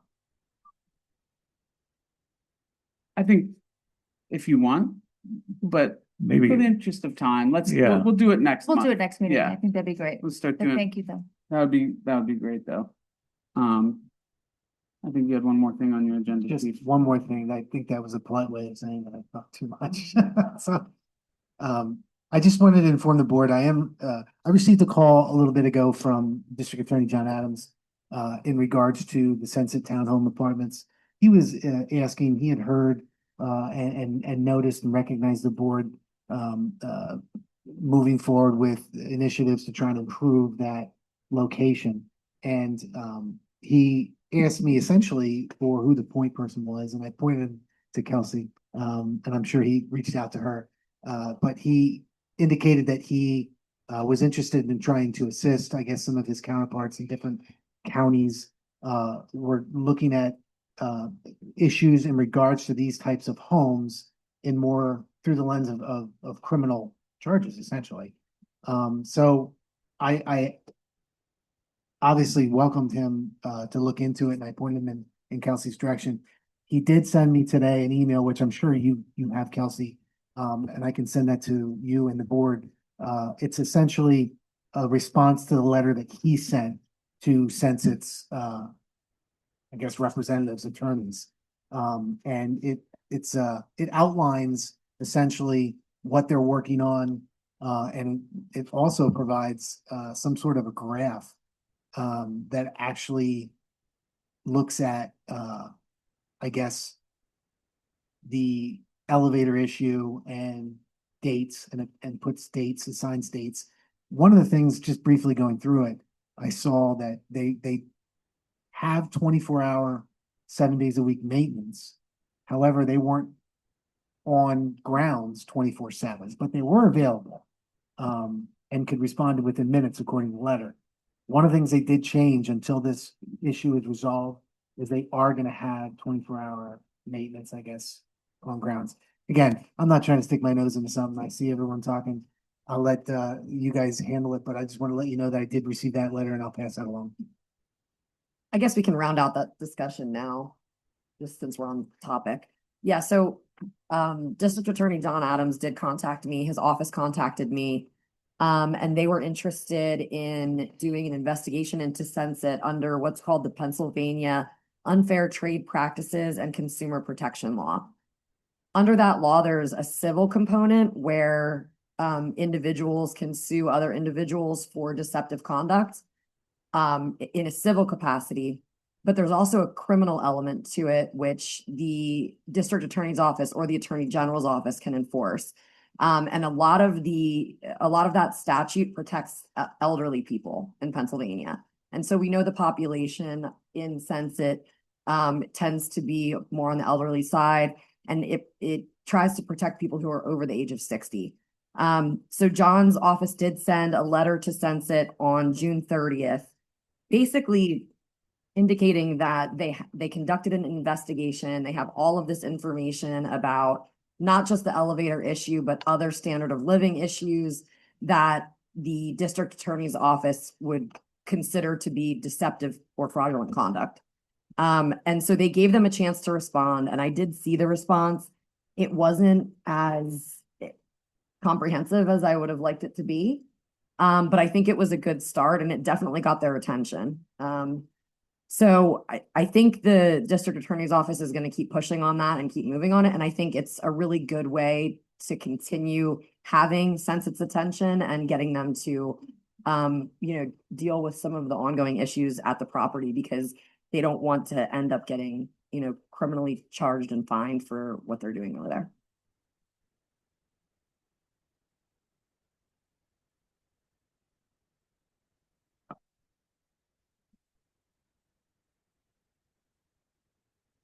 And they have one elevator working, and they are changing everything for the elevator that is not working, new cables, new equipment, new motors. And there were 3 people working, and they're getting it done. So they are making progress. That's great.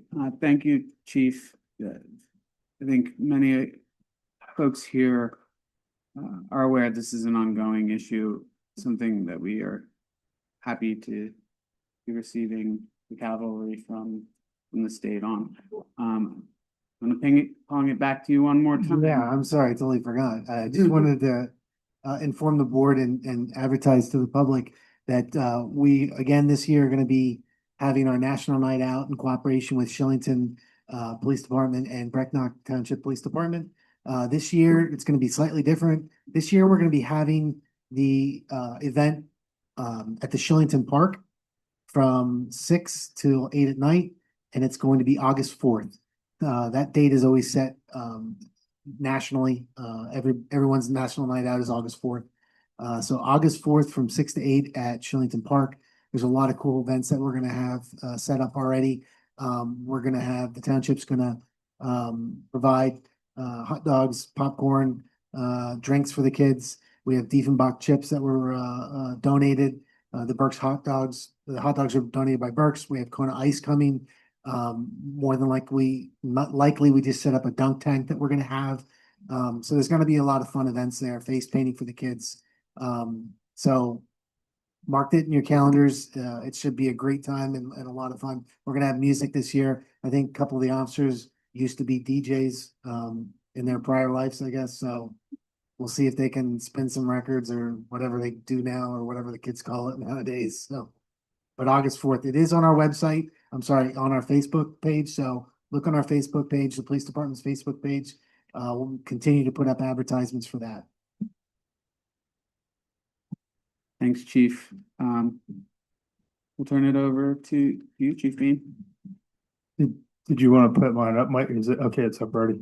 And that's not the corrected version. I want to thank Commissioner Campbell. She had helped me out with flipping one of my ups and downs because the red isn't red anymore. But I'm not going to go quite into depth in the lieu of time here. I can at some point. We could all take turns of going down through, but a lot of ours goes around dispatch to responding and response to on location, our training hours and so forth. And you look at the numbers, they're converted to seconds. So minutes are converted to seconds. So it looks different because if you put minutes up there, you get 2.1 minutes and you sit here and try to convert that. Now it's a pretty easy math thing.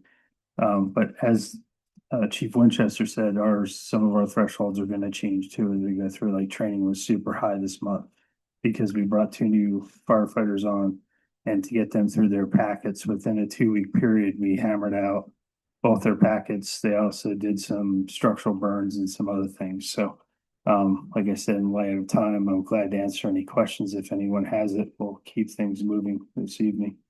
Just had 2 things to note. I noticed your dispatch to respond and your average response time, they were both close to the rolling 12. So I think for the last 3 months, you were fine. Just overall, though, you were tight, which usually suggests one of 2 things. Either your metrics, maybe your number might be too low, or it's an aspirational goal. And it's fine to have an aspirational goal. If you say, I want to get these numbers down, that's great. But it's just kind of a point of clarification. But I think too, when you look at some of our things, and you take suppression. I'm gonna use suppression, I'm gonna use fire police, because fire police come into our totals too. From a time standpoint on the county level. When you start adding those into your averages, it can really throw things off. So I started to pull suppression pieces out, meaning an engine, a rescue engine, a tanker out the door, and response time to a first suppression piece being on location. So say you're right, some of those things are gonna have to be adjusted. And there are some things that, yes, I would like us to do that, but we're a big township. And I'm not taking into account mutual aid either, because there's places that Spring or YO, even Shillington, somebody might beat us to our own municipality because of how our municipal boundaries are. But I get what you're saying. There's some adjustment. I think this is month 2, if I'm correct, Commissioner Campbell. This is month 2, so we have some adjustments to make, but we're definitely keeping an eye on things and trying to, okay, what's causing our numbers to go like higher, or what's causing our lengths? Because sometimes that can also stretch out other things, including our response time, dispatch to response. If someone comes on later, a couple minutes in, it can throw the whole thing off. And you get a couple of those, it's gonna take your number and throw it over the limit. But that's what we're trying to strive for anyways. That's perfect for the question. Chief, I have a question. You just popped this into my head when you mentioned mutual aid. Is that something you think would be good to track as a KPI? Like if we started seeing mutual aid calls ramping up, it might be a warning. I think it's gonna be harder to track because structure fire boxes, and I'm gonna call it a box or a card for us, brings 4 engines, 2 ladders, EMS, RIT, a whole slew of things on the initial dispatch. So at what point geographically, you'd almost have to do it geographically, because I know I want somebody to get there and get eyes on things. And I use structure fire with entrapment is my biggest ones. Because nowadays things are burning at a much greater rate than they did years ago, especially new construction. But it's something we can look at down the road. And just to see that, but it's gonna require pulling some other information, which I don't necessarily know we're gonna have in our reporting. Like for what we do for our reporting, I'd have to go to the CAD to pull information over, which is through the county. But good question. Thank you. Chief, do you also, or will you, maybe you do track this, brush fires, non-structural fires? Do you also track that? And I guess. Yeah, there's a separate report that gives us what all the different fires are, or different calls are, call types. But this graph would have to be tremendously long, and depending what you wanted to pick out from that, because you have automatic fire alarms, you have structure fires, you have brush fires, and all the different call types are associated with those also. I can show you what that looks like. It's one of our reports we generate, color coded, gives you the percentage of what calls in the month for that, including trees down, because we get calls. We'll get those calls also a lot of times, and they get deferred over to somebody unless it's something involving wires on fire. There's a hazard that's going on inside the house. Usually get turned over to Public Works or to the state for those types of things. But there's a report that separates those out. I just don't know that when you're doing 5 KPI, how we would put that on there that we wouldn't have a lot of different things. Sort of that's what the other report did, the monthly report gave you those highlights, and that's sort of what we picked these 5 from. Okay.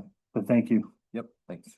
Just on that, not specific to Chief, but you mentioned like what you would want. And I know we have fire liaisons, and I'll just say from my perspective, the value in the KPIs is, and this is for all our departments, is whatever you as the expert in your department think will help the board, help bring awareness to the board to things that might impact service levels. Those are the things that I want to know about. If there's something that could impact our service levels to the residents, that's the stuff that for me at least that I think is most valuable in the KPIs. So just across the board, food for thought. All right, well, thank you. That's all I have unless there's any other questions. Thanks, Chief. Turn it over to you, Mr. Marshall.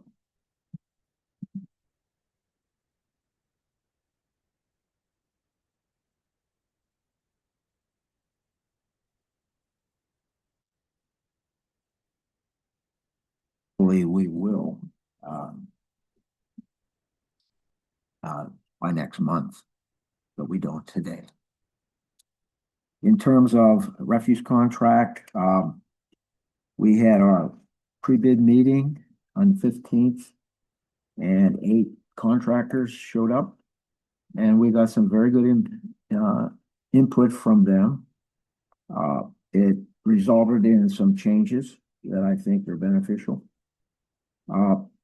The date for the bid opening is incorrect here. It's actually 8/4/26 at 10:30.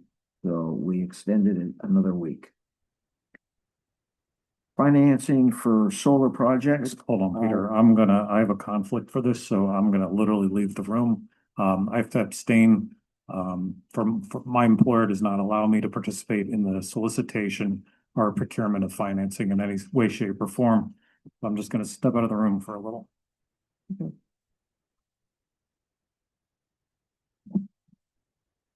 We'll give Greg a minute, but that's a great update on the refuse contracts. I'm glad to hear we're getting some attention there. We'll know on the 4th what kind of response we get. But so far, I've had good interest expressed, quite a few phone calls and questions. Including the Flying Hills portion of it, out of curiosity. Oh, yeah, Really? including Flying Hills. Okay. But Just for a quick question. clarification, you said 8/24/26 is the bid of 8/4. Were the bid specs and the bid documents revised after they were advertised? Not significantly. Okay. Except for the opening date. That was a week, but that doesn't change the specs.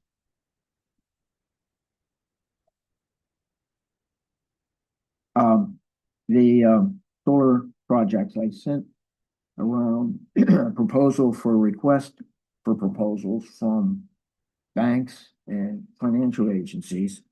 And this is to fund over a 10-year period the $850,000 that we will need initially.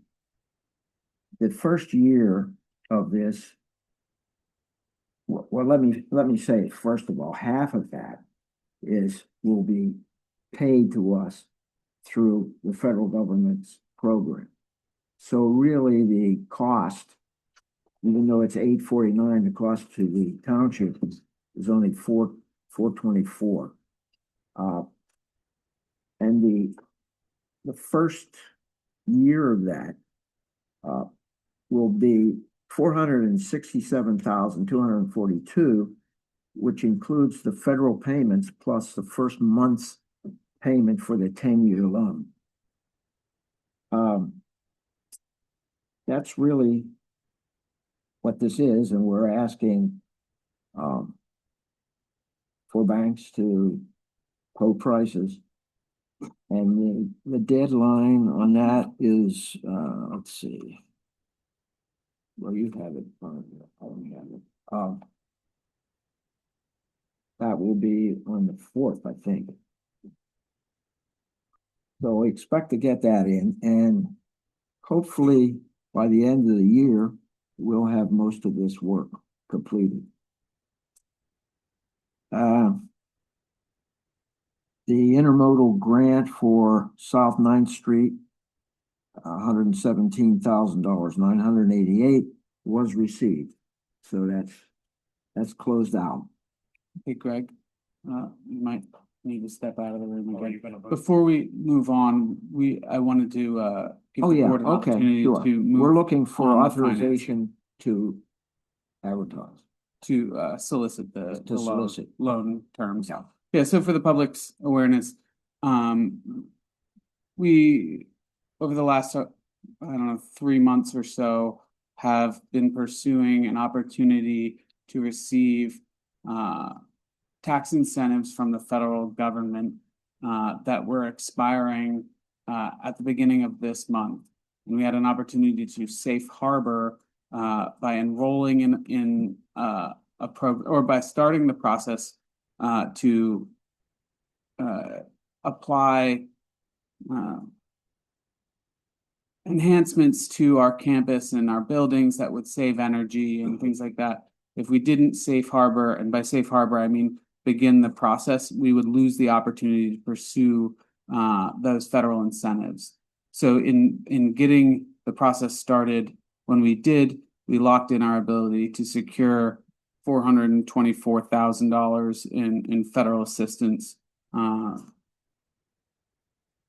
To just elaborate briefly before we open it up,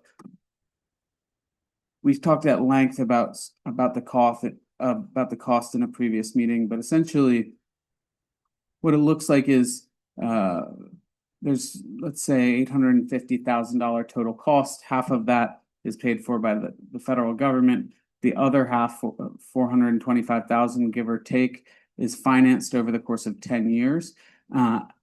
Intentionally, so that the cost we pay monthly or on whatever our billing cadence is equivalent to the cost we pay today for the power we pay to the utility. So it effectively comes out in the wash at net zero on a rolling basis in terms of expense to the township. However, at the end of the loan term, which is 10 years, that's what we're asking banks to offer loan terms for. We don't have to pay that anymore. So that that balance we would pay monthly to the utility just goes away. Instead of being, let's say, $20,000 in perpetuity that the township has to pay, we just continue paying it for 10 years. And then after 10 years, we don't have to pay it anymore for a period of time until we have to maintenance the installation and such. So it's an investment that we hope will save the township a lot of money, largely financed outside of the township. So what Peter's put together for us is sort of the terms with which we're going to seek offers from banks for loan conditions on the length of the term, the timing of payments and such. So what Mr. Marshall's asking from us is to authorize, let me get the wording right, the administration to advertise for requests for the financing. So that said, open it up to the board. I'll make a motion to advertise requests for financing for the solar project. Do I hear a second? I'll second. All in favor, please signify by saying aye. Aye. All opposed? All right. That, I think Commissioner Miller could, all right. It's on his way.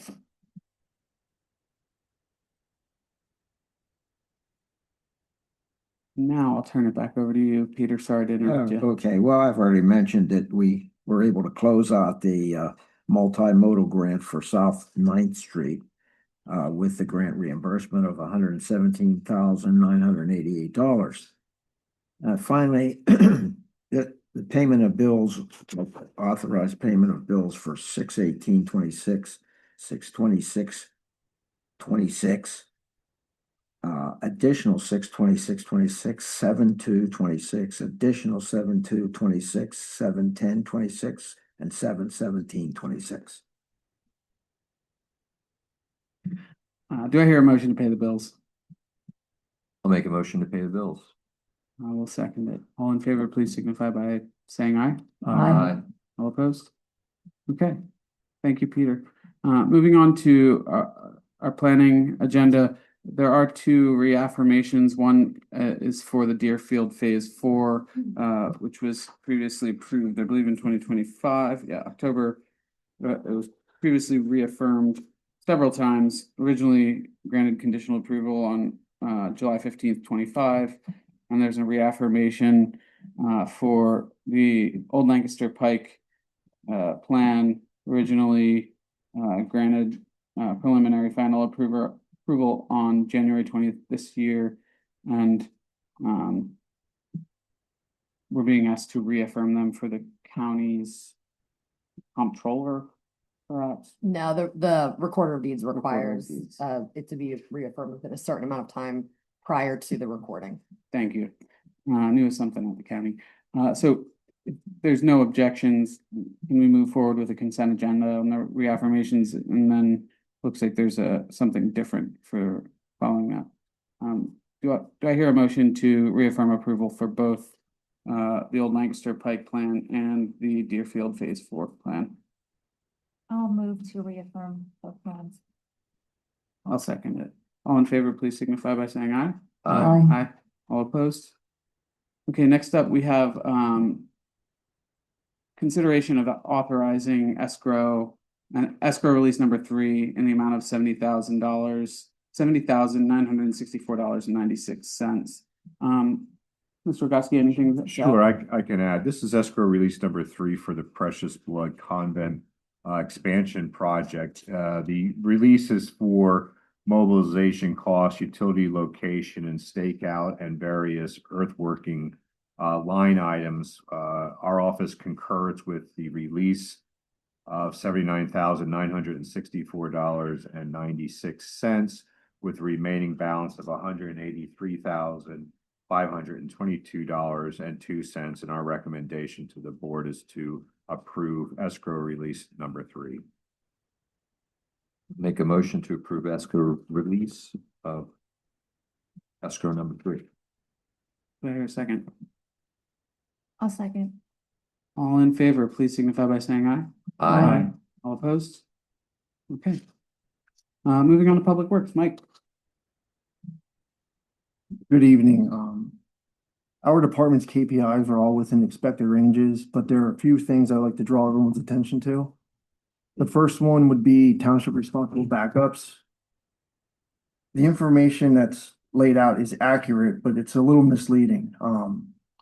For the most recent month, we were at 50%, and that's our warning threshold. But to get the entire story, you have to look up at sewer backup incidents. And for this month, we were at 2. So one of those was responsibility of the township, one was not. So you need 2 to get the whole story. The other 3, snow events, street sweeping, roadside mowing. Our department is very seasonal. So there's things we're doing and there's things we're not doing. It's not indicative of good or bad. It's just that's happening now or it's not. So you will see it's a little funky on the graph. The colors pulled out because right now you would see red, but red is bad. And us not doing that right now is not bad. We're just not doing it because it's a seasonal activity. If there's any questions on the KPI, I'll be happy to answer them. If not, I can move on to the next item. Thanks for that explanation, Mike. You read my mind. That's exactly where I was gonna go. Yeah, it does look funky, but there's no really good way to represent that without giving some form of explanation. The next item is pay app number 4 for the sewer project on Ardmore Avenue. There's a payment application for your consideration and it's payable to MDX in the amount of $489,592.98. This would be not the final pay app for this project. The project is completed though. Do I hear a motion to authorize or grant approval for pay application number 4 for $489,592.98? I'll motion. I'll second it. All in favor, please signify by saying aye.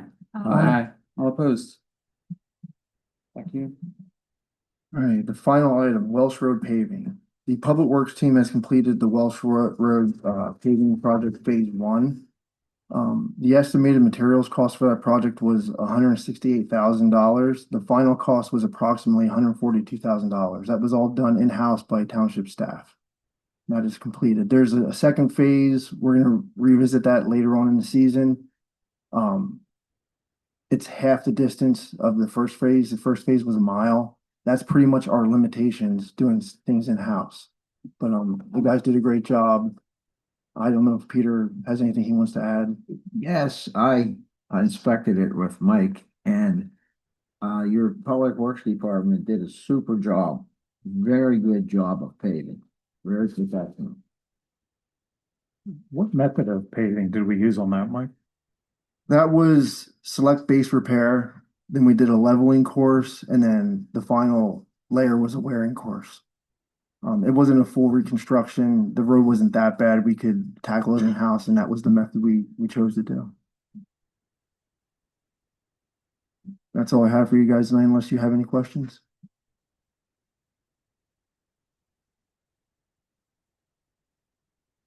No questions. I did, on this topic, want to just share with the public and the rest of the board. We did receive some correspondence with regard to our road grading efforts. Mr. Dale Whitesell, who addressed his letter as a concerned Deerfield resident on White Pine Gulch, says, "It's my understanding that all three roads, Archer Lane, Davis Drive, and Deerfield Drive, received a Tier 4 poor rating. It's time for these roads to be budgeted for repair in the near future. I appreciate your consideration." You don't have to comment. For the public's awareness, we have undertaken an effort to survey the state of repair or disrepair of all of the township's roads. There's a lot of work to be done. A lot of roads that graded in ways that we would not like. And so we are going to just have to ask the public to be patient.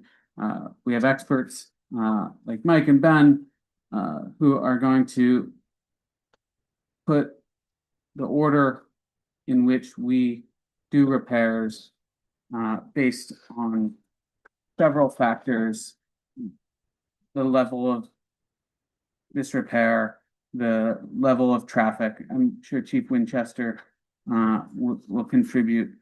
So I understand anyone may be concerned by seeing that roads they regularly traveled are not in good condition.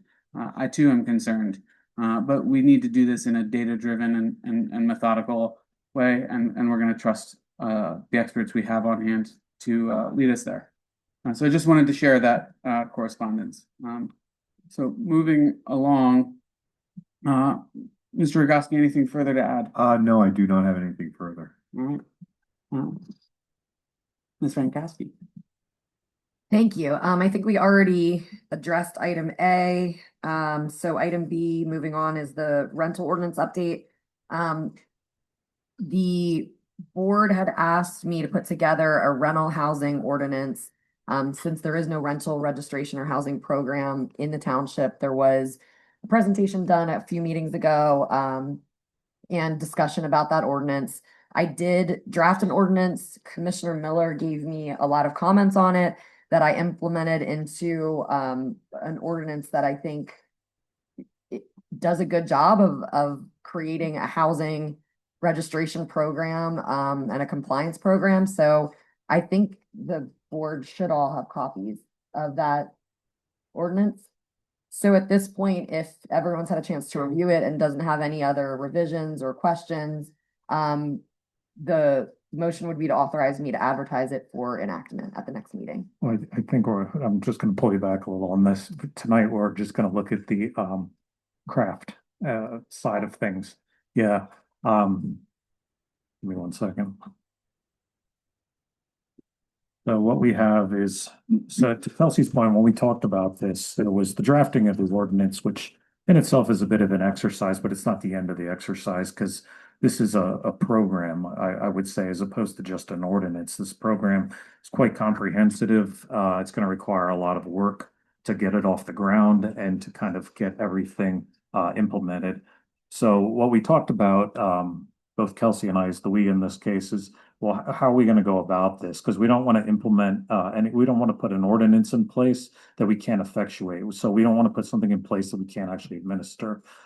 So we thought the best way to do it is to kind of work somewhat backwards and go out and find the implementation plan first to see that that made sense, and then potentially look at somebody to administer it, because it would be unfair to give all this to Willie, who's our current code guy. This is a job in itself, probably.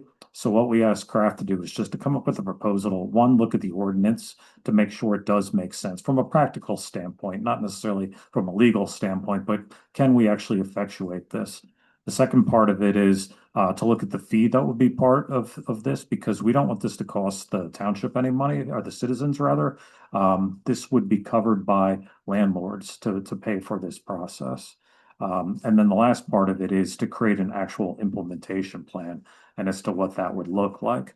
So they being Kraft gave us a proposal, which is just a little over $6,000, $6,380 to be precise. That encompasses all three of those phases that I talked about. And it would be a phase thing. Phase one would just be looking at the ordinance.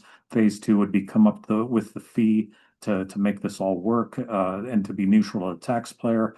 And then phase three would be the actual implementation plan, which is actually the longest part of all three of these. So what we really want to do tonight is just talk about, do we want to go this route, first of all, and have Kraft look into this? And then if so, are we comfortable with their proposal to have them do this and authorize the cost for that to happen? So I'm going to jump in because the proposal and the authorization to enter into the proposal isn't on the agenda. So we're going to need to first amend the agenda. All right, so I guess I'll make a motion to amend the agenda to include discussion around this proposal. I'll second. All in favor, please signify by saying aye. Aye. All opposed? Patty's not gonna be happy. Well, I Told do me have a don't. question though for Kelsey. I think when we were talking about this before, you mentioned that there are already ordinances or rules in place, you know, for township. But we don't have any specific for Cumru Township. Is that right? Yeah, each municipality would be responsible for enacting their own ordinance regarding rental housing and whether they want to have any program related to rental housing or not. Some municipalities don't, a lot do. It just depends on what that particular municipality wants to do, how many rentals it has, or, things like that. So But has there been an issue in the township? That I don't know, because we don't have a program that looks into rental units and compliance with certain rules and regulations. Okay, and also I think you were talking about it would cost a landlord $100 per unit per year. Well, we don't know the fee yet. That's part two of what they're going to do. So it would be an amount. That amount would be whatever's necessary to cover this. Right. And what you think that would get passed on to the renter? A percentage of it. I do believe that's how landlords function. They would pass that cost on. I don't know that they pass through the whole amount, because it would give them competitive issues. If it costs so much more to live here versus somewhere else, they probably can't pass it all through, but they would pass a percentage through, I imagine. But then we would also be paying Kraft pretty decent amount of money to go through and inspecting each unit every 3 years. Well, the landlords would pay for that. That's what the fee would cover. Right. So we pass that fee to the landlord, and the landlord may or may not pass all of it or a certain amount of it onto the tenant. Okay, and it also includes the Airbnbs, or if somebody is renting a room from their house for college kids or something like that. No, those are considered short-term rentals that wouldn't be covered by this particular ordinance. Okay. They'd have to be covered by a different ordinance. Okay, thanks. We did discuss short-term rentals. Was that was a while back. 2 years ago? I know we enacted controls around short-term rentals like Airbnbs at some point. And just to address the comment on issues, I think we just talked about one of them with Sunset. That was a pretty big issue we've had. But I would say there's numerous issues with, I'll call it, unauthorized maybe renters across the township, Or maybe somebody buys a house, they rent it out to somebody, they're not necessarily following certain rules, so on and so forth. My concern is there really a need for it, you know, an extra fee for people of the township? Is there, you know, since there are already rules, laws in place, is an additional one from the township necessary? Well, I think to Greg's point about sensitive, and my opinion in how things have gone with the situation with sensitive apartments is that the township's hands have been tied. And now this certainly probably wouldn't completely untie our hands, but I think it gives us some teeth in our ability to enforce standards. And I can say my opinion is certainly that this shouldn't bias in favor of a landlord or a tenant. This should be an ordinance that effectuates healthy landlord-tenant dynamics by establishing standards that are enforceable so that a tenant can't sublet their apartment to someone without their landlord knowing, or the landlord can't lease a home that doesn't adhere to the implied warranty of habitability. I like that one, don't you, Kelsey? Just a comment. I've dealt with a lot of rental housing ordinances and programs. One of the things that always is true is your rates are high enough so that the program pays for the inspection. Whether it means more people or not, it always pays for the inspection. The other thing is that when you're starting a program, there are a lot of rental units, probably, I'm just guessing, that you have no idea. And you will get pushback from people who have been renting a room. You know, I'm not going to try to make an example, but I can tell you that there are probably a lot of rentals that nobody knows about, and you won't know about them either unless there's a complaint or something else, or unless people voluntarily come in, which happens. The program pays for itself, and it can make difficult situations better.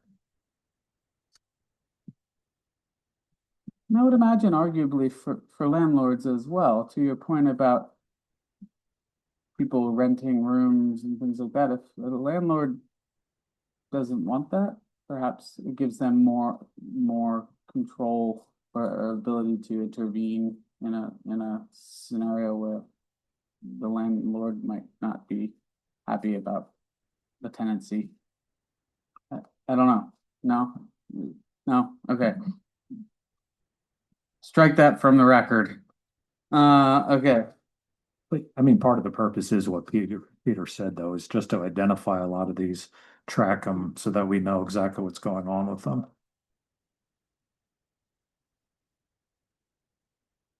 I think the other thing to say maybe about this is that this incentivizes good landlords and disincentivizes those who don't keep up the maintenance of their property. I mean, that's it in a nutshell, Mark. Yeah. As Kelsey said, this is, I'll go as far as saying fairly common for municipalities to have these, especially larger ones. I mean, tell me if I'm wrong, but most of them that I know, the larger ones, they all have them. Even small ones have them. We're the fourth largest of 92 municipalities in Berks County. I think might warrant. Yeah, you want to come up, Ruth? Yeah. Just one question. I know there are long-term rentals at the motel. Would this cover that too? I don't have the ordinance in front of me, but I do believe it would cover that. Yeah, and we're gonna get more feedback from Kraft with respect to the ordinance, which I think will be helpful as to what they feel they can enforce and can enforce if this proposal is accepted. Would the township be gaining any capital from this? No. No. This is designed, like Peter said, to be a net zero. Gross, but not. Correct. Please, Willie. Willie is our codes enforcement officer. Evening, Commissioners. William Feinberg, Code Enforcement Officer. I did rental inspections for the city of Reading for over 14 years. And my suggestion would be to have this revenue base for the township is to bring it in-house. I don't think getting a third party to do your rental inspection is going to be helpful to the township taxpayers. I know it's going to be net zero, but if you bring it in-house, that's revenue you can bring into the township and the taxpayers will be happy with, hopefully, their taxes going down. It's not hard to implement. You could hire 2 more people to do it. You could even use, if you needed to, use me, 2 more people. They need to be certified it's now the certification number 64 for the International Property Maintenance Code. Because when you go to court, if you take somebody to court, the judge always asks if you're certified to do that. So that's one of the things you got to make sure too. But my suggestion would be to bring it in-house. You'll be getting more revenue for the township and the taxpayers. That's good feedback. I mean, I would say, like, yeah, I mean, I'd have 2 comments. I guess one, this isn't to make any decisions in terms of implementation. This is just to create the plan. That's part one. Part two, I don't think we'd want to make money off of this. In order to make money, you'd have to jack your fee up higher, which, to Alicia's earlier question, that's just going to get passed through to renters more. So you're basically going to take money from one group and apply it to somebody else. So you want to keep this tight. You don't. Maybe I should just say, from my perspective, I don't want to make money off of this because your tenants are ultimately going to bear more cost if we jack our fee up. I mean, the only thing I'll say is to Willie's point, if we could do it cheaper by bringing it in-house, I'm all for it. I think, Willie, your feedback is more than welcome from my perspective. I think, as we move forward and we continue working through this, we want, as with anything.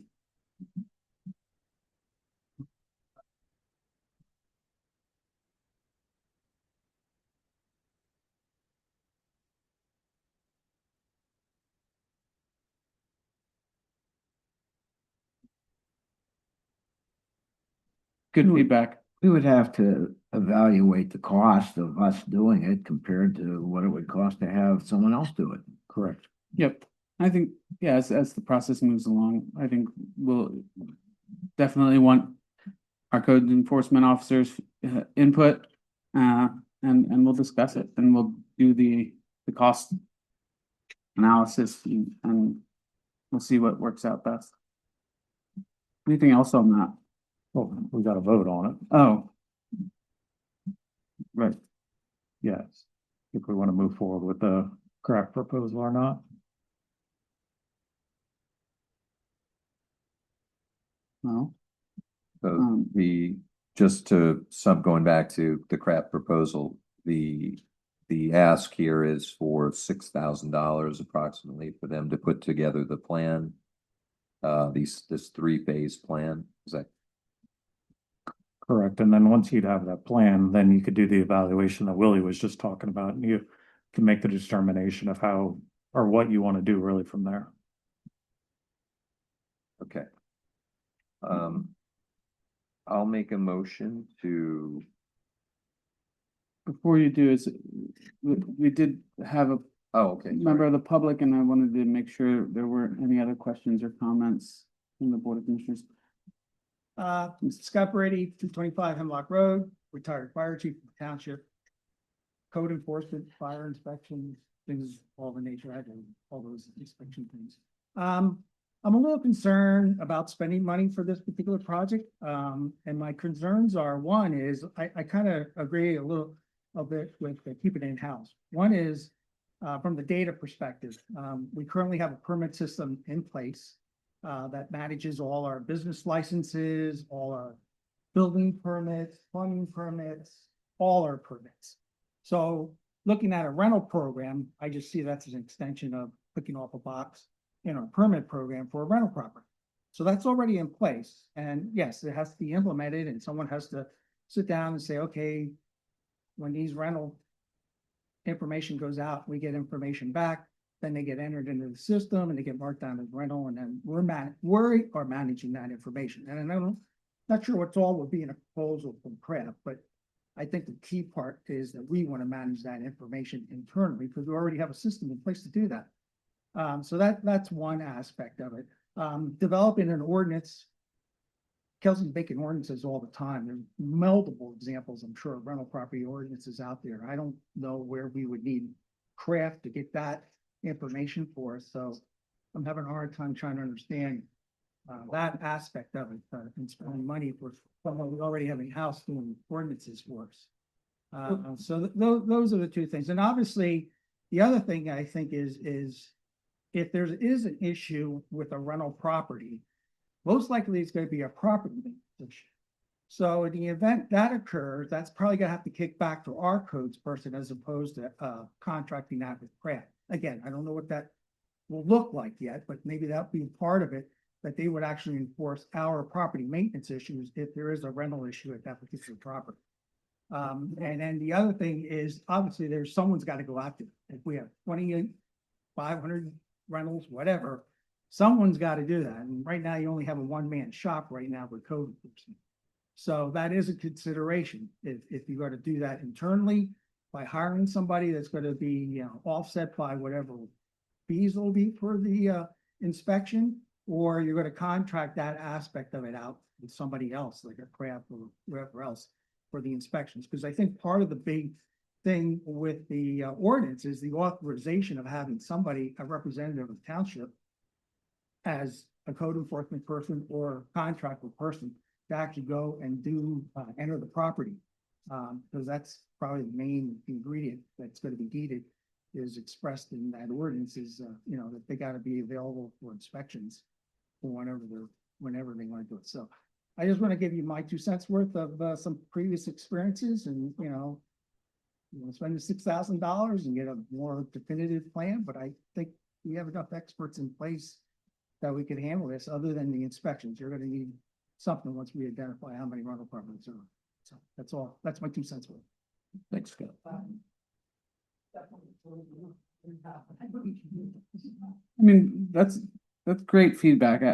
I personally was unaware of the internal system we have for tracking that. So that's great information. To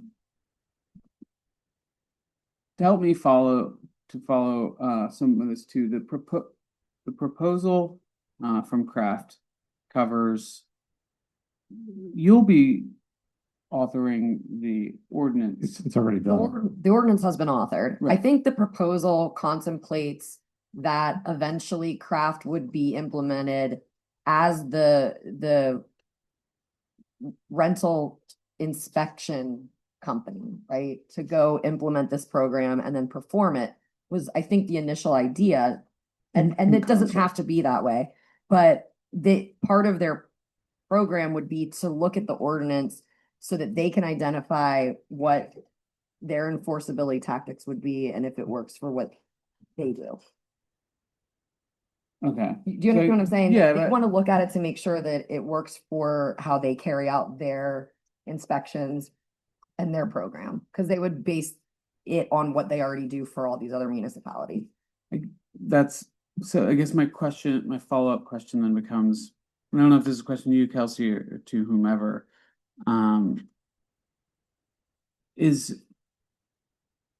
are we paying them to determine or discern whether or not they can do the job?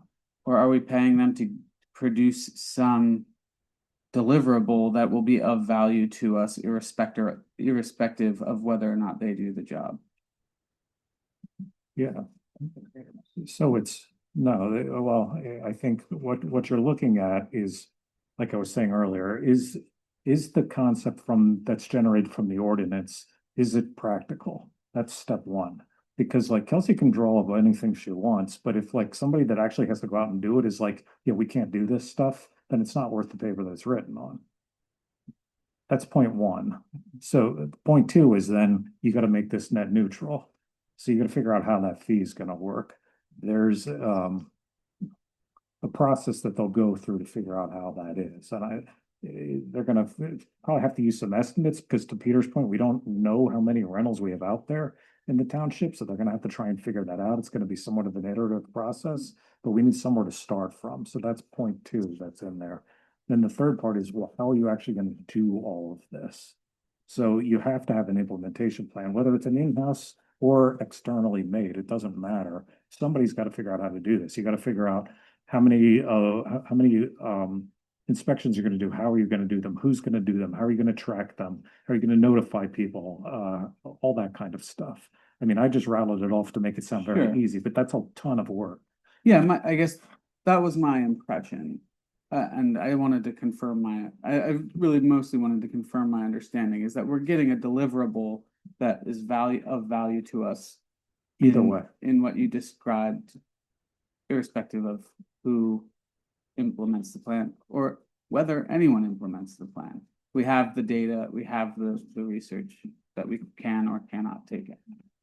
Yeah, there is another angle of this. We could just give this to Lily and say, give us a plan by the end of the month. Good luck. Like, I don't know that that's very fair to do that to Lily, but we could go that way. I mean, if you don't want to spend the $7,000.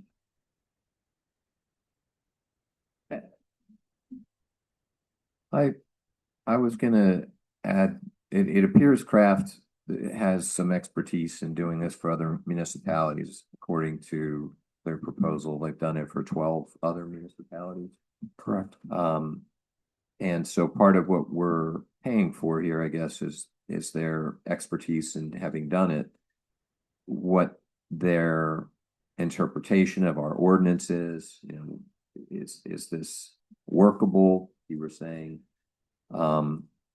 One question I had though was, have we received any references from them? Like, is that something that we could ask for? You know, I guess they've done this for Pottstown recently, December. They say Kraft revised its model ordinances following the December 2025 Pottstown decision. I don't know. I guess I'm just wondering if it makes sense to gather a little bit more feedback and then come back to this. That the reference to the Pottstown decision was an actual litigation, was a case that occurred in Pottstown, yeah. Okay. And it involved a rental inspection program where a property owner wouldn't allow an inspection to occur, I believe. And there was an issue with constitutional rights of an enforcement officer just coming into a property without an actual warrant to do that.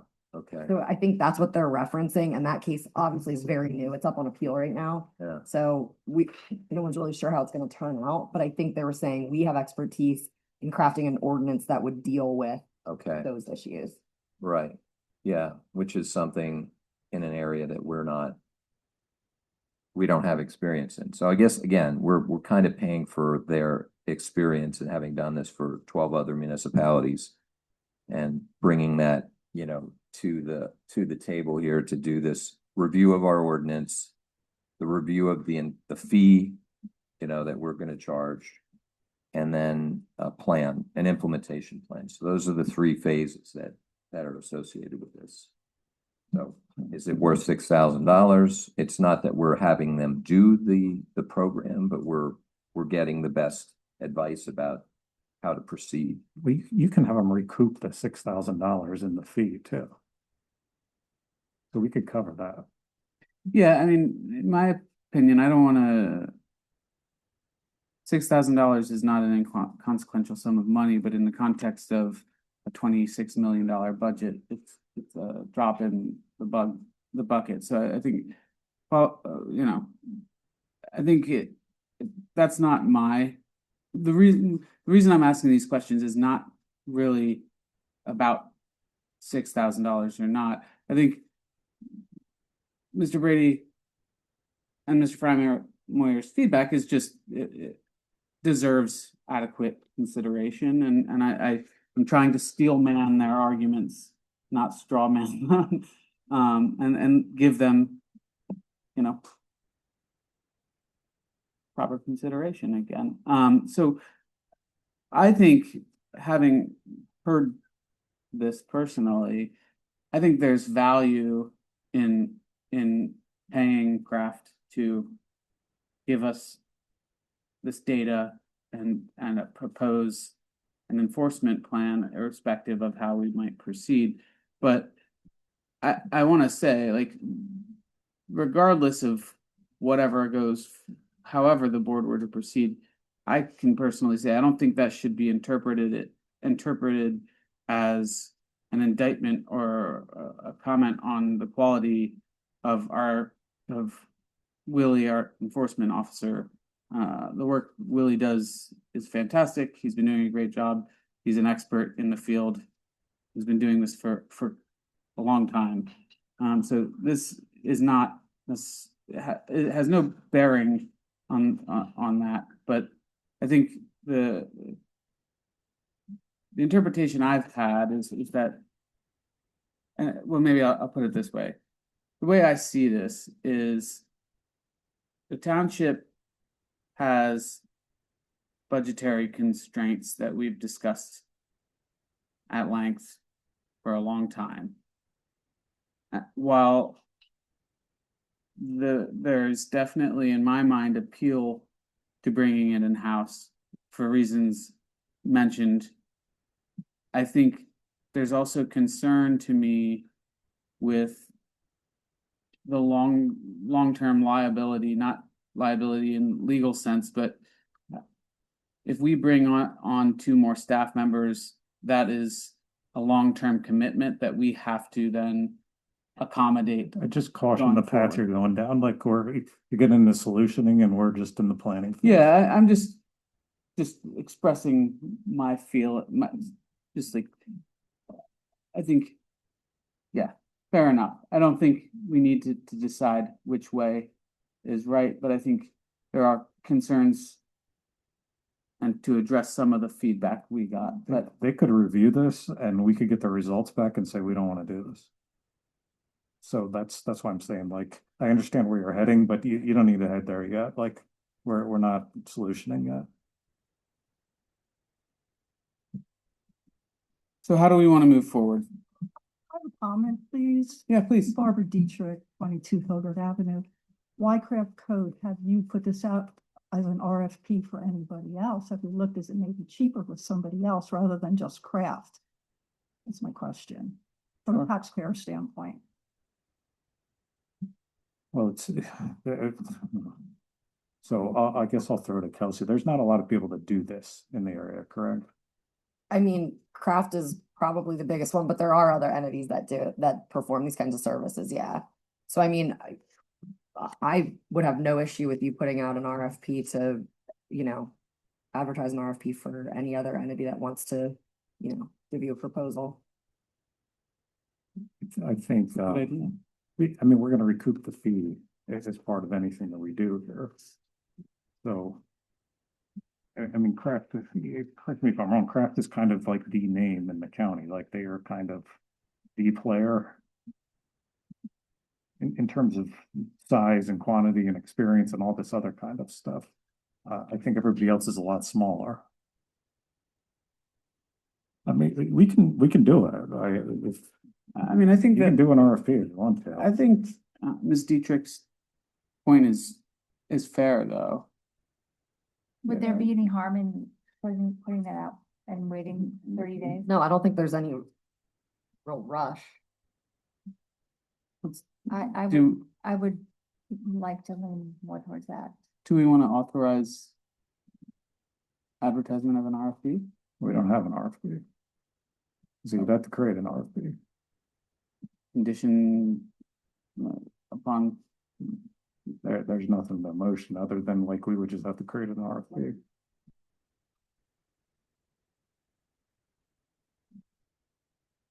Works for me. Yeah, I mean, I realize we want to move and get this stuff going, but I think there's been, in my opinion, reasonable feedback that maybe we should just give it pause and see. Sure. Yeah, I'd like to give a pause. Because I realize the rush, not the rush, but the start of this was because of the Setnik situation, and that's the dire situation that those people are in. And we don't want other community members to have to endure this. But I think if we took a pause and put the RFP out, I would like that. So if the consensus among the board is to authorize Peter to create an RFP to advertise, then you can authorize advertisement for it at the next meeting after you have a chance to review the terms. Okay. Yeah, that's fine with me. My only question I have is whether or not there's a sense we may alienate craft or hurt any terms we have received from them. I don't think they'll be hurt. I think for what they do, they're a business and they deal with municipalities every day. They realize you have an obligation to, your taxpayers, so. Fair enough. Anyone else, any comment? Okay. Moving along. Good deliberation. Zoning hearing board. Kelsey, did you have anything else for us? No, not at this time. Thank you. Thank you. There are current applications scheduled for the zoning hearing board on the 28th. We have application 839, a continuance from February of this year, seeking a variance from several sections of our zoning ordinance, a special exception to allow a private dog kennel on the property. But this is that application. Kelsey, do you have anything on this that you think may be of relevance to the board? Yeah, I mean, we did look at this application at our last planning commission meeting. I know Barb is here, Bev is here from the planning commission, so if they want to say anything about it, they certainly can. But we did look at the application and there was a lot of inconsistencies, not only in the application that they submitted to Cumru Township, but also in the application that they submitted to Brecknock Township that already had gotten approvals. So based on those inconsistencies, which were pretty important kind of things, for example, the number of dogs that they're going to have at this kennel, whether or not this is a personal / private or commercial operation where they're breeding dogs, which kind of gives you the sense of puppy mill. And importantly, the location of the kennel itself. Originally, they had indicated to Brecknock that the kennel was going to be entirely in the Brecknock portion of the property, but in the application that was submitted to Cumru, the site plan shows that the kennel itself is located entirely in the Cumru portion of the property. So there was a lot of inconsistencies, and the planning commission felt as though at this point they would recommend that the board not support the relief requested, and to issue a memo to the zoning hearing board recommending that the zoning hearing board deny the application. I mean, there's a lot of different things in here, because like what's on the agenda here is contradictory information provided about commercial breeding use. What you're talking about is a location differences, two entirely different things, right? Or is there just multiple issues? There were a lot of issues that were discussed at the planning commission. I'd say take a look at the YouTube from that night. I did. And then I didn't get a copy of the memo. Patty didn't send that to me, so I don't know what the memo said, if it included all of those items or just the commercial breeding use issue, but there were more items that the planning commission was hesitant about. Yeah, so what I heard was what you just explained. I did see the one drawing has the whole kennel in Cumru as opposed to in Brecknock that you were talking about. I think that's a big part of it.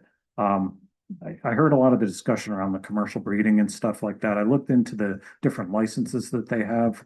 I mean, what they said in their application, if they actually adhere to that, they should be okay from a licensing standpoint as a non-commercial breeder.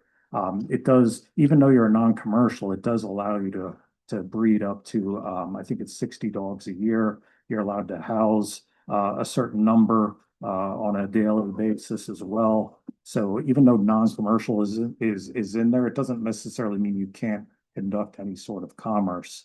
But I think the point that jumps out at me more was the first one, which is not the point that's on here. But where is the thing located? Is it actually located in Cumru or Brecknock? I would think we should be able to figure that out, right? I don't know.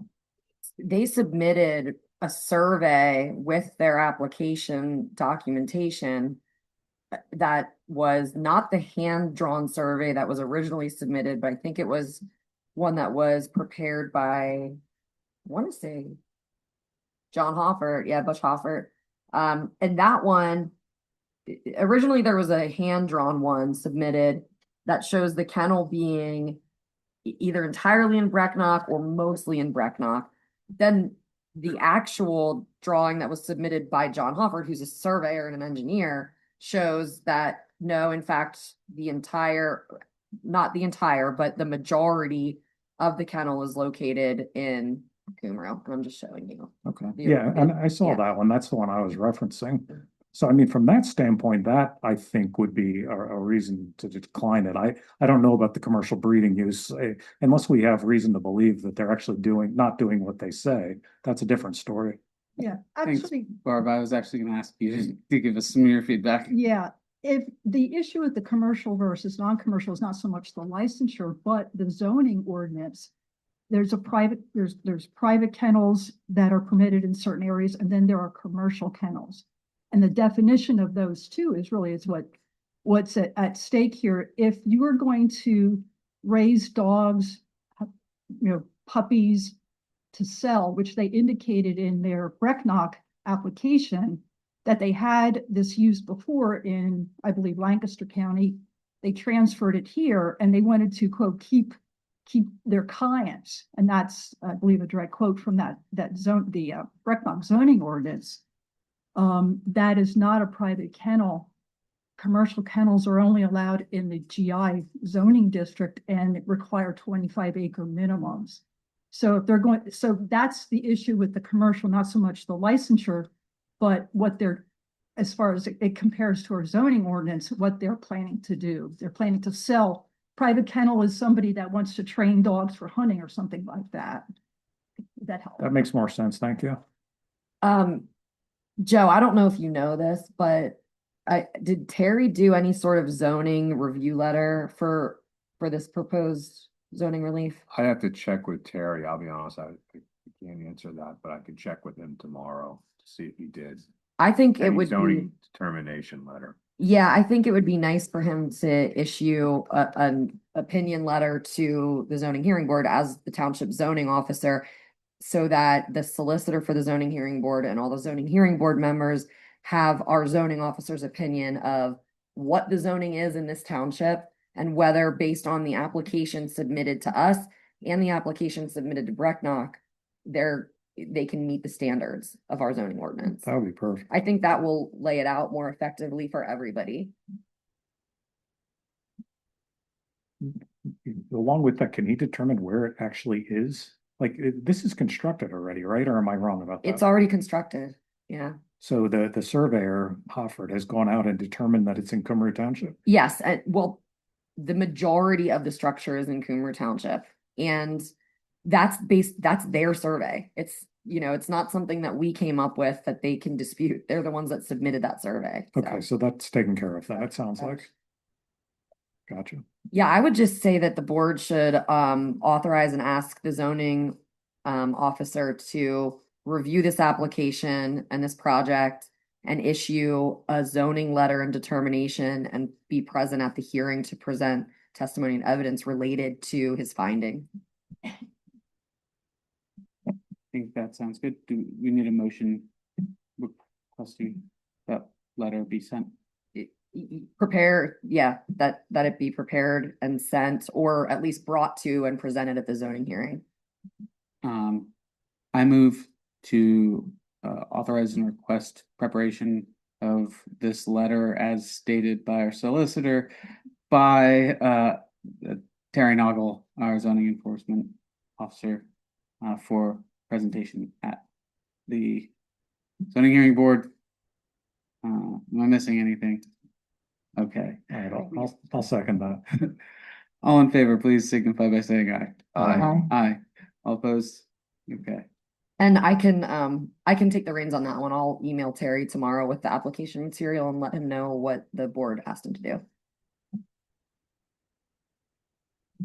Okay. On to our commissioner updates. Tanya, did you want to give us an update on action items? Or did you want to just drive our action items? I sure can. I've received feedback on everybody about their status and I've updated that. Open hearth trash collection, that's still ongoing. And Mark, do you want to give an update on the website?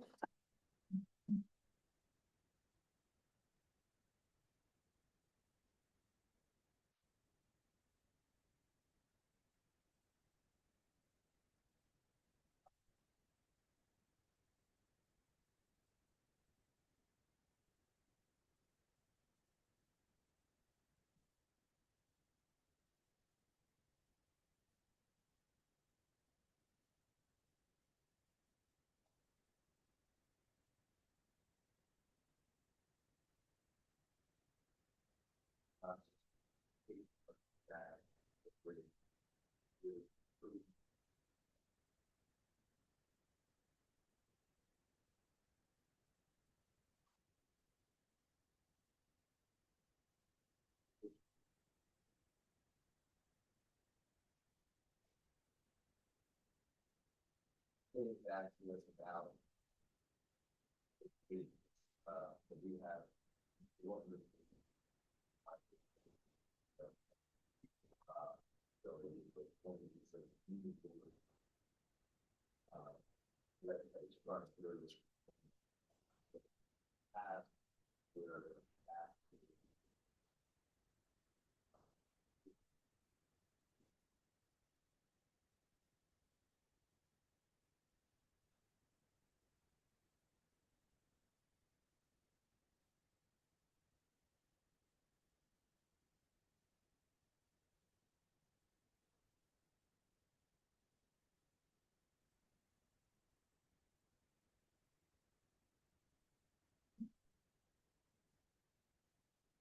So we have an opportunity to make an additional improvement to our website project, which would be applicable to the current website as well. One of the things that we encountered as we went through our job posting process to get people to apply for the various jobs that we had open is that our current website has a completely manual process. So if you go to the website homepage, you can see there are three or four jobs that are currently listed. In order to get to the job description, that's a link, but the actual application process is all paper-based. So the applicant would need to print out, let's say for the manager position, I think it's an 18-page application. They would need to print that out and then fill it out and mail it in. And in our current world of, technology, most people, if you want to get a really good base of applications, it's better to make the process much more simple and easy. So making the process happen electronically is what you want to do. And so this interactive forms platform, which Revise has, would allow us to incorporate this into our current website as well as the new website and make this process much more less manual. And it would help us. And so there's some categories listed here. It would help us on the hiring process. We would have online employment applications. Resumes could be uploaded as well as other documentation to the website. So, and it's also mobile friendly. So if you have a phone, you can fill out your application on your phone as well. It also has automatic routing so that those applicants applications would be routed to the appropriate staff. Kristen, I guess you're the HR person for us, so you would get those. But in addition, there are other benefits that we can leverage with the same platform, and that is in the future, the idea to maybe have permit applications or right to know requests, citizen concern forms, event registrations, volunteer applications. They're all part of the same platform. And in addition, so what you get out of this is administrative efficiency. Everything is digital in terms of record keeping, or workflow approvals are in place. We reduce paperwork and we have faster processing.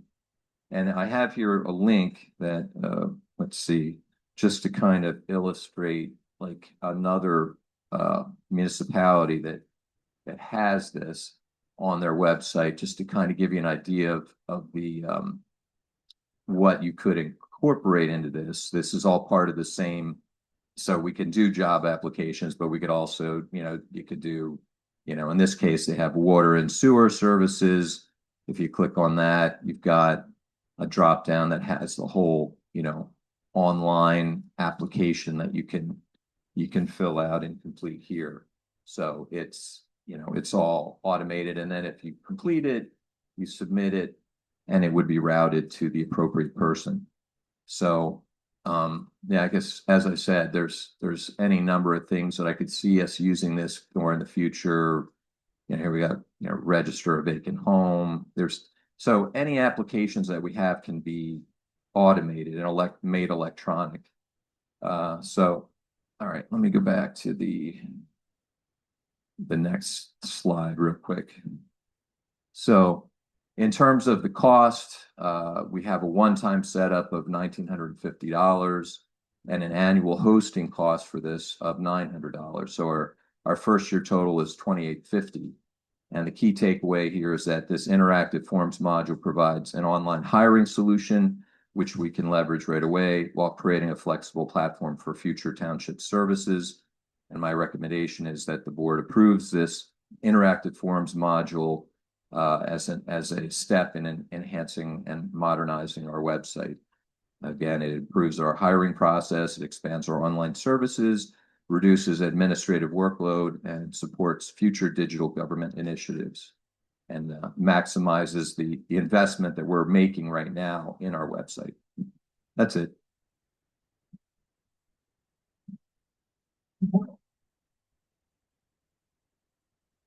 Yeah.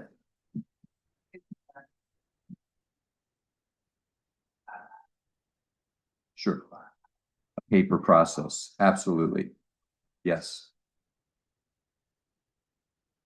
Yep. Somebody else needs a question?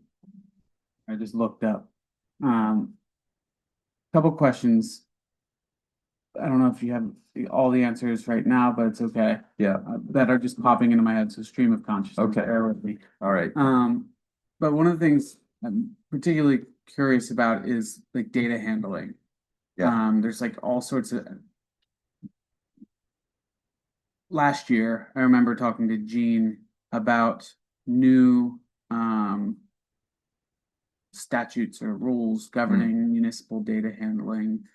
I'd just be curious to hear, like, are they SOC 2 compliant or whatever their compliance stuff. Are they holding the data? Like, are they storing it for right to know requests? Do we have to do that, all that kind of stuff? And so again, stream of consciousness. No, it's a good question, Andy. I don't have the answer to, but I can find out. That was going to be my question, just the security of it from people's information. Okay. Duly noted. I'll find out. So if you want to hold until I find that out, that's perfectly fine, but I'll find it out tomorrow. That would change my opinion, Okay. like depending on You can whether do it conditional. Yeah, we could conditionally authorize. Okay. I'd be surprised if these guys don't have a SOC too. Yeah, I mean, but it's, so part of where my head is I'm wondering where the data resides, because there's compliance regimes for data in transit and compliance for data at rest. And like, is the data at rest, any of the data at rest on our servers? If so, then the compliance burden, yeah, that's what I assume. But that's as long as it all rests on their servers and they're adequately certified. I think this is important stuff. Right, no, it is. So we could make it conditional upon compliance with SOC 2 or other relevant personal information. Okay, that's fair enough. The mere fact that like other municipalities are using this lends you to believe that they probably have this. Yeah, I'm not dispelling your flabbergasted question. if they didn't have Correct. certifications for like SOC 2 compliance and such. I guess as you were talking, I wanted to just ask my friend ChatGPT here, in case everyone was wondering. Just the various, could have asked my friend, our solicitor, but just like the data handling requirements.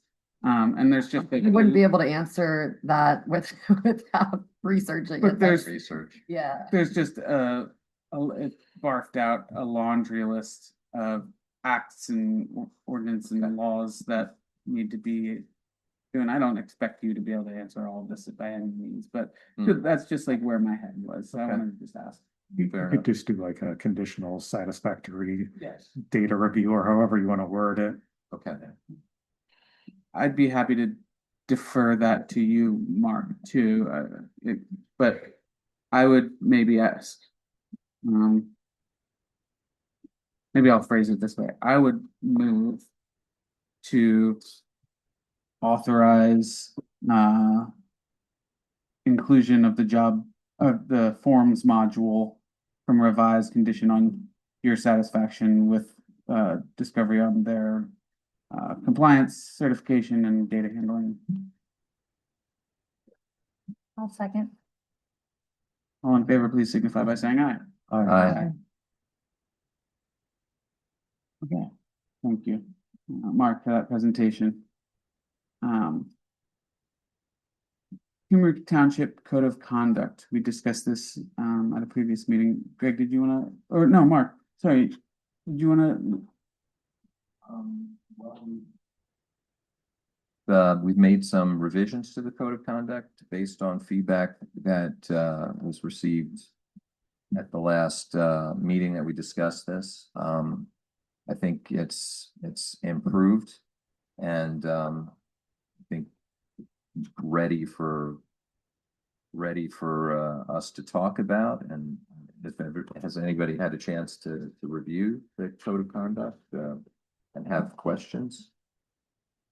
I reviewed it Oh, I'm sorry. before some of the changes. I admit I didn't get a chance to review after changes. Could you maybe give me the spark notes? I did look at it and have no problem with what's written, but there is a section that should be in it, I believe, that is not. And that is a prohibition for employees to take gifts of any kind.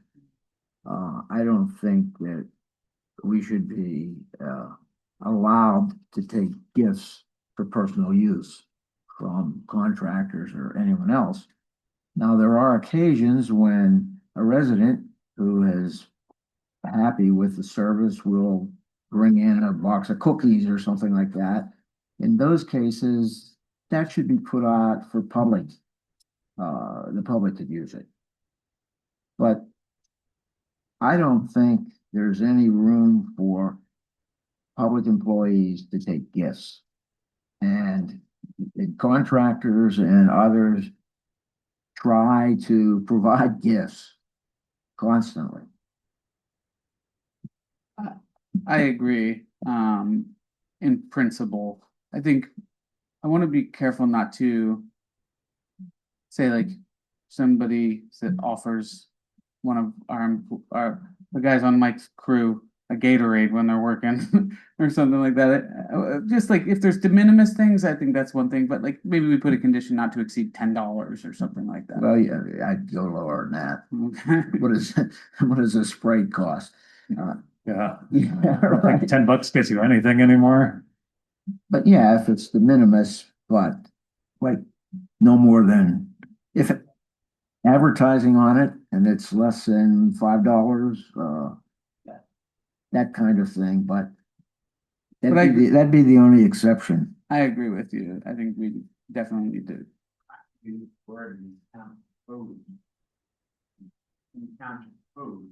For what you may provide to employees of the town. You cannot influence, and Kelsey, you may agree or disagree, but anyway, you cannot influence any purchasing decision by giving any gifts or anything like that, hats or any other type of thing. So. Question quick, just to clarify, when you said the township code, you're referring to the Pennsylvania first class township code? Yes. Okay, not our I'm township talking code. class two, Yeah. but having been on both sides of the fence again, having worked in Springtown and having been in sales, I had to be very careful what I provided customers, that I did not influence their purchasing by anything I would give out. If I took them to dinner, ball, park, or whatever, that influenced their decision, I was in violation of the state ethics code. Yeah, so. Yeah, and this that's is meant to where- conflict with Yeah, the state. if somebody hands them a You're right, Gatorade, yeah. you're not influencing their purchasing decision, but anything you may do, you give them hats or something of that nature. That's Or tell them, advertising. I'll help your kid get into this college. Right, I'll apply exactly. for-" So that's Yeah. the kind of thing, then the state ethics, your violation of state ethics. Yeah, and I think the way that this is worded too is that the enforcement and the rules, it doesn't supersede any already existing code or ordinance or whatever. It's just kind of it's there as another layer, but it doesn't supersede what is already there. And it can't legally, so. Yeah, so thank you yeah. for. It's essentially enforcing Cumru it. Township's interpretation and standards within that code. Yeah. For our employees and staff and. Yeah, anybody representing the township. The other thing to note here is that it doesn't prohibit any criticism or policy disagreement. And, it's not meant to stifle free speech. But it does set in place some, kind of best practices and a process if those are not followed. But those processes too also follow what the already existing rules are. But I mean, it can, if it can come before the board if people who are representing the township, either employees, contractors, or volunteers, are in violation of what's spelled out in there. So I think it's well written. I think it's worth our, we've all kind of seen over time how, some folks have maybe stepped over the line, and I think it's a reminder to all of us about, who we're representing the township, and that we want to bring a certain level of ethics to this role, whatever role we have with the township. So I feel it's worth our approval. Yeah, I mean, the only question I have, I think you addressed, I just want to confirm, Kelsey, was just around the First Amendment concern, any First Amendment concerns. I know you had mentioned just making sure we were careful about not impacting constitutional rights. Are you comfortable with where we landed now? I am, yeah. I mean, I don't think this violates anyone's rights to protected speech. Do we need to add anything to Peter's point on the gifts, or is the ethics take care of I that? think the State Ethics Act covers it. I did have a little bit of a discussion with Peter about it. I think it covers it to an extent, but if you wanted to go further and include some of the items that he discussed, I would encourage him or someone to send me language to take a look at. Yeah, I could do that because it needs to be a specific prohibition because it is a problem. I've seen it many times. Particularly in, I think we don't have so much of the problem I'm going to describe because we have well-attended municipal meetings, which is fantastic. But in many municipal governments, there's not many eyes on decisions being made, and there's opportunity for unethical things to occur that I think we need to protect ourselves from. Well, I can give you a little example. This was in, it was in Newark, Delaware, and they had a large code enforcement office, and one of the builders delivered Thanksgiving turkeys into their cars. I made them take all the turkeys to a charity, a local charity.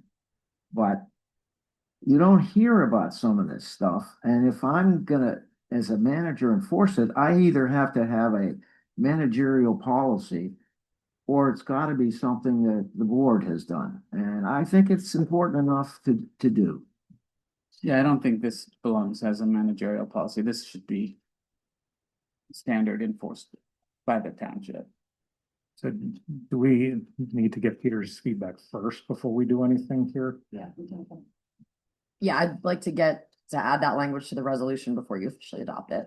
Well, I have a question though. I know a lot of this was because of Facebook stuff and you wanted to have some kind of code of conduct about that and you were worried about the First Amendment freedom of speech. What exactly are you proposing for that? If there was comment that, well, my impression was that there wasn't one specific thing, and I'm not going to rattle off specific incidents, but I could point to, in my mind, anywhere from 5 to 10 incidents at whether they be staff members, appointees, members of a board, or otherwise that have, in my mind, crossed certain lines of conduct that I don't think are appropriate for a leader of our township or anyone representing our township. And so my understanding of this is that this is a code of conduct that applies to every level, from a volunteer representing the township, paid employee or staff member or contractor, an appointee, a commissioner, or anyone in between. This is a universal code of conduct that applies to everyone who in any way represents the township in a public forum. That's correct. Yeah, that's correct. So I'm sorry, does that answer your question? Well, somewhat. I was wondering exactly how it was worded so that you're sure that it doesn't affect anyone's First Amendment rights. I mean, the wording is pretty clear. It's not stifling anyone's, if you take a look at it, I think it's pretty clear. It's not stifling anyone's right to make public comment on issues before the township. It's criticism. The township is still open to criticism and public comment. No one's, saying people can't say what they want on an open platform, even on Facebook. It's just a code of conduct saying that, you're expected to engage with the public in a certain way. I think the language. No, I understand what you're saying. I know a lot of things get wild and out of hand. I was just wondering because there is the First Amendment, Yeah, well, in the ordinance, it says, it's covered, it basically says, people that are covered, which is everybody that we talked about, must refrain from making false, misleading, defamatory, or unlawful statements at public meetings or on social media. So, you know, refrain from making those. You know, it doesn't say that you can't.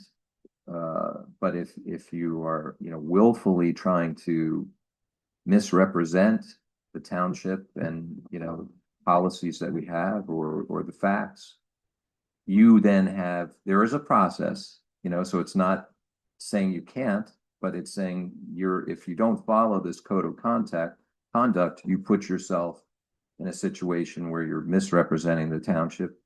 There are potential consequences for that. It's, you know, and it follows, again, the rules that are already in place. You know, as far as the laws, you know, as us as commissioners, we have to, you know, pledge an oath. You know, it doesn't supersede that oath or anything, but basically says there are rules that we want, or I guess there's conduct that we want to try to uphold. If we don't, then it could come before the board. You could be reprimanded. You could, I don't know, Kelsey, if you have that handy, but. Yeah, just to be clear, the consequences included in this code of conduct, this board is still bound by Pennsylvania law and by any collective bargaining agreements that are in place between the townships and the local bargaining units. It's not as though they can circumvent those things if they feel that a violation of this code of conduct occurred. They can certainly state publicly that they feel a violation of this code of conduct occurred and they don't like it. But if they're going to try to remove someone from a board or a committee, or they're going to try to fire an employee for something violative of this, they need to do it in compliance with a collective bargaining agreement, the law, or whatever else is in place that isn't just a policy resolution of the township.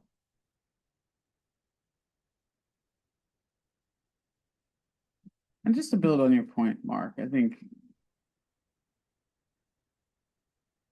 we, as the Board of Commissioners, and I would hope anyone who's a leader in our township, from fire chief, our police chief, our head of public works, our manager,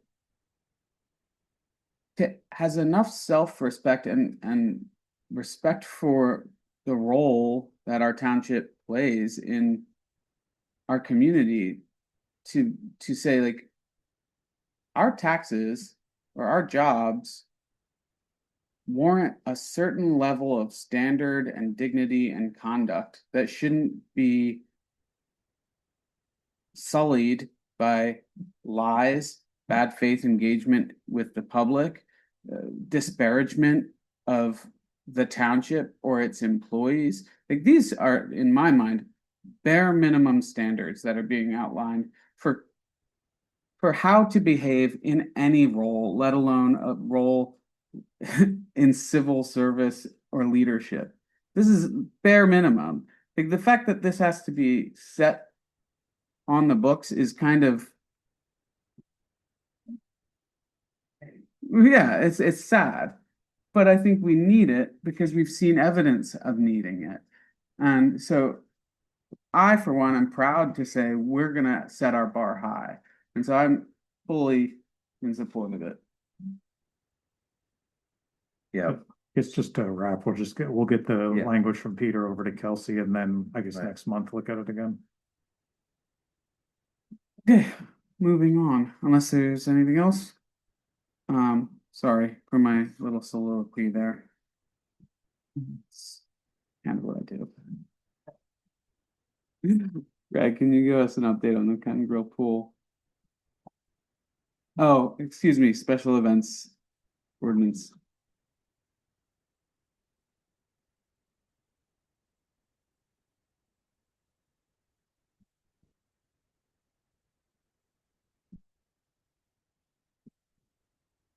All right, so the special events ordinance, we kind of talked about this like seemingly yesterday at this point, since it's 10 o'clock, but I think way back, if you can remember, back to 7 o'clock, We talked about special events, things like that. This isn't an event or an ordinance geared towards anyone in particular. So we talked about community days. This is not a community days event or ordinance. I'm gonna put that out there. This got prompted to look into this because of the events that were talked about earlier at community days. That kind of spurred the discussion. Well, what do we have in place? What are we following? What are we not following? So on and so forth. That's how we got here. But in no means is this targeted at anybody. Just kind of a standard disclaimer that I want to put out there first. So why do we want to put this in place? Well, first of all, we already have one in place. It was put in place, I think about 15 years ago off the top of my head. It's not nearly as comprehensive as the one that we're proposing here. I'll call this a more modern version of what we're after and a little bit more comprehensive, if I had to kind of put it into a nutshell. But the reason you put these kind of ordinances, just generically speaking, in place, you want to protect public safety. You want to make sure that there's order in the community. You have a fair and consistent process to everybody out there, and you want to have a constitutional balance. So, you know, these big events, and you'll see here who this pertains to and who it doesn't. But when they have these large events, they impact the community in a lot of different ways. The people that live by have to deal with parking, noise, and so on and so forth. So you want to put these kind of ordinances in place to regulate that kind of stuff. So there's three different tiers that were proposed in this ordinance itself. So you have the small scale event, which is 50 to 150 people, medium 150 to 500, and then 500 or more is the large scale. As you would imagine, as you go up in tier, the requirements become a little bit more prescribed, I guess is the word that I use. And you'll see in another slide here that this is just for public events. So when you hold private type things, this is not going to pertain to that. So I won't go into all the detail as to what each one needs to do, but you can see there's a list of several different things that this will pertain to. And the ordinance is going to lay this out in much more detail than I'm going to talk about in here. So as I said, if this is a private gathering, you're totally exempt. So you could have, if you have a big enough property to hold 500 people at your property, go for it. You don't need a permit for that kind of thing. But as soon as you start shutting down roads, and as soon as you start introducing liquor is one of the triggers, you know, some other things that would disrupt others, even if you have the space to do it privately, then you start triggering this ordinance. This is really targeted towards the public type events that are much bigger. So there will be an application for permits. This actually does already exist. It just hasn't been followed historically. So this will actually need to enforce. But, you know, there's different timelines that you'll have to hit in terms of when you submit the permit. There's different requirements in terms of how large your event is as to what you'll need to submit along with that application. There's going to be a staff review of that application. There's going to be coordination amongst our emergency personnel if you're big enough into the large events where police and fire and public works will take a look at it, give their input on the application. And typically the approval authority will lie within the manager's hands until you get into the large ordinances, the large events rather, that will throw over to the Board of Commissioners to take a look at. What's in here? I mean, there's a lot of different protections in terms of this amendment to what's called content neutral. So we're not going to necessarily get into debating whether or not you should have the ordinance. If you want to get together and hold some sort of political rally or something like that, we're not going to get into, oh, this party versus that party. It'll just be more blocking and tackling. We're going to look at like how many people are going to come in, where you're going to do it, who's it going to impact, and things like that. So it is content neutral in terms of what the full event is, for the most part. And unless you start getting into things that are discriminatory or have history of discrimination or those kind of things, then we'll start getting into the regulation on that thing. But assuming that you're going to stay out of those kind of bounds, by and large, you can hold your event and it won't be an issue under this. There's different penalties and stuff like that. If you hold the event and you don't actually follow through on what you say you do, there's fines that'll be assessed with that. I'll just kind of leave it at that at the basic level. And then our role as commissioners will be just kind of sit over, particularly the large events, but we should be informed on even the smaller ones. So maybe we'll just set some sort of like gratification process for the small and for. But at a high level, that's kind of it. I summed up a 43-page ordinance in about 4 months. So I did keep it purposeful, so brief. But we will release it so that you'll be able to take a look at everything. I think for the most part, a lot of this stuff is happening, if maybe not formally, it's already happening. So it's just kind of putting formal structure in everything. And I will have both the police and fire chief and public works teams look at it just to make sure that everything from their perspective is captured and in there. Maybe they want to add a couple things, subtract a couple things. I don't know. Go ahead, Reed.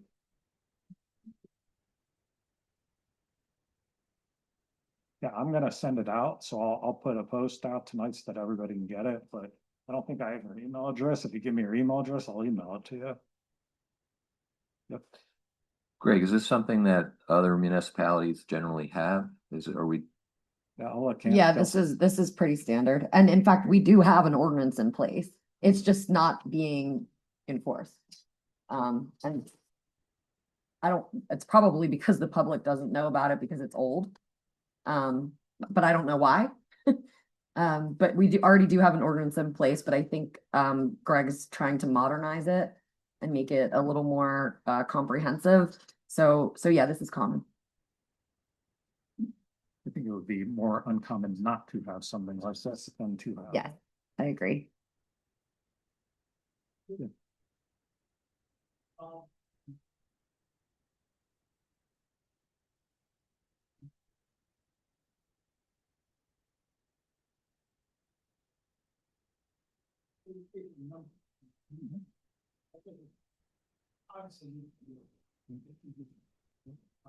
I've questioning our find it from some of those we get through days and maybe you have a cheese factory from that.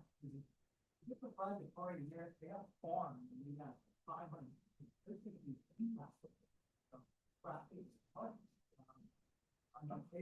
I agree with you, Scott.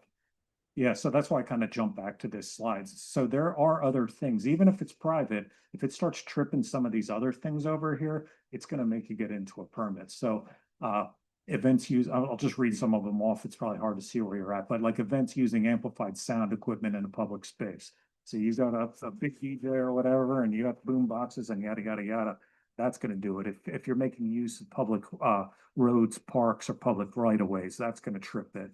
If you start having food trucks come in and you start selling food there, merchandise, alcoholic beverages, that's going to start tripping it and that kind of stuff. Notice I said sale. You can have food, but if you start selling food and start selling alcohol, even at a private event, that'll trip you up in here. So there's, long story short, is there's a couple things that will take even a private event and still make it a requirement. Yeah, you're right. I know what you're talking about. Oh, absolutely. I'm yeah. Yeah. Yep.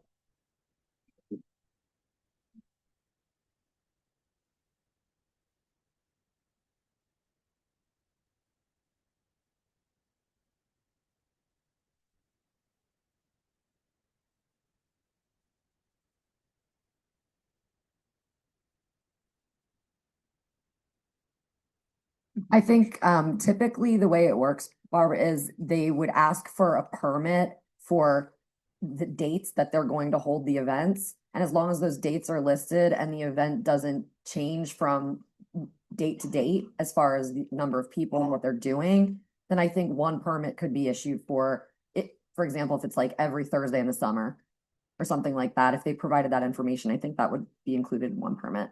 Yeah, and the ordinance contemplates an annual review. So to Kelsey's point, you could say, I'm going to do it, every other month for the entire 2027, and that should get covered. But then when 2028 rolls around, then you put another one. But yeah, if you have something outside of those dates, that's a special one, you probably need a second permit if you didn't, advise the township of that for the first permit application.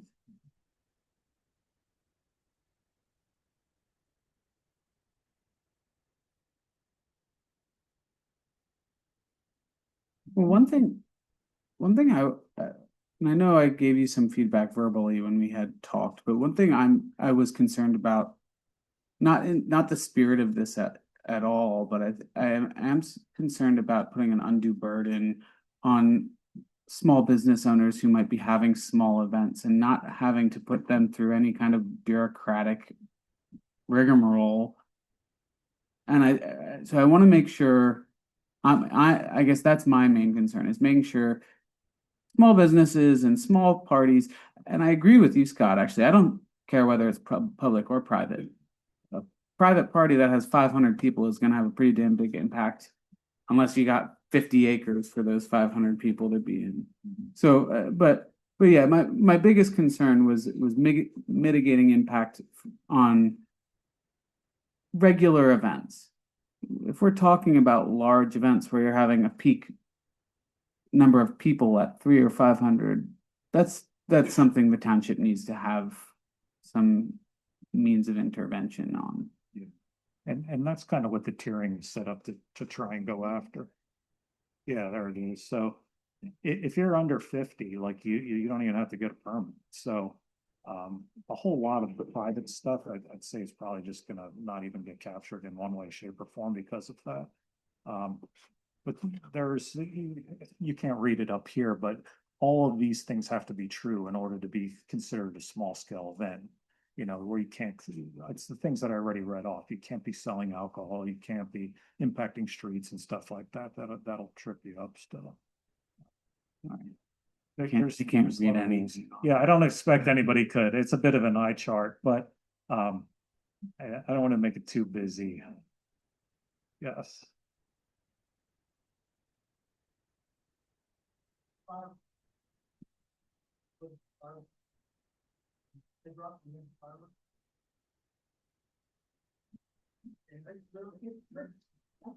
That was one of my concerns, because that's a private club and they have the facilities.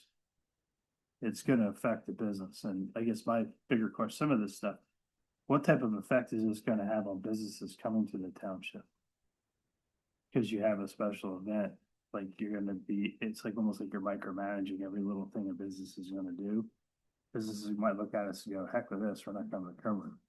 I mean, Lead Rock does fireworks usually for their club members twice a year. And that is probably gonna trigger everything, maybe even up to a large scale event. I don't know how many, I never go up there and count people. We go up, we do the standby. It's in a controlled area. They handle the neighbors, they handle notification. But that's quite the establishment here in the township. And some of their dates move around too, like how you gotta handle things if they have a rain date. As we just did, they moved Lead Rock's fireworks from the week after the 4th to August 14th because of weather. So like some of these, yeah, I mean, like these questions, but this is just questions that are going through my head. Like we have a large gathering permit now and Willie's not here anymore. And it does come up. I've had a couple come across my desk. I'm sure Chief Winchester has also already, that really covers the large gathering stuff. But what type of impact might this have on businesses? To Barb's notion that they're coming to have to do something. And I can think of a couple off the top of my head that I wouldn't even like they're events, but they're events that they're specific to their business that, oh, now they're going to have to come and get a permit for, because I know they're regulated already by 99 people because they're on sprinkler. Well, I would, So it's gonna be some interesting questions. Like this is what's going through my head when you start to talk about some of this stuff. But And I think that was what was going through mine too. And I guess my thought or my intuition would be that like we talked about with these guys in the special hearing, like if they have a permit for entertainment, like that is not a special event. That's their business. Like that's not special. They're just conducting their business and they're lawfully doing what they're allowed to do. But if there's a special thing that's occurring that comes along with exceptional, unusual circumstances, then that's where I think we want to make sure the township is protected.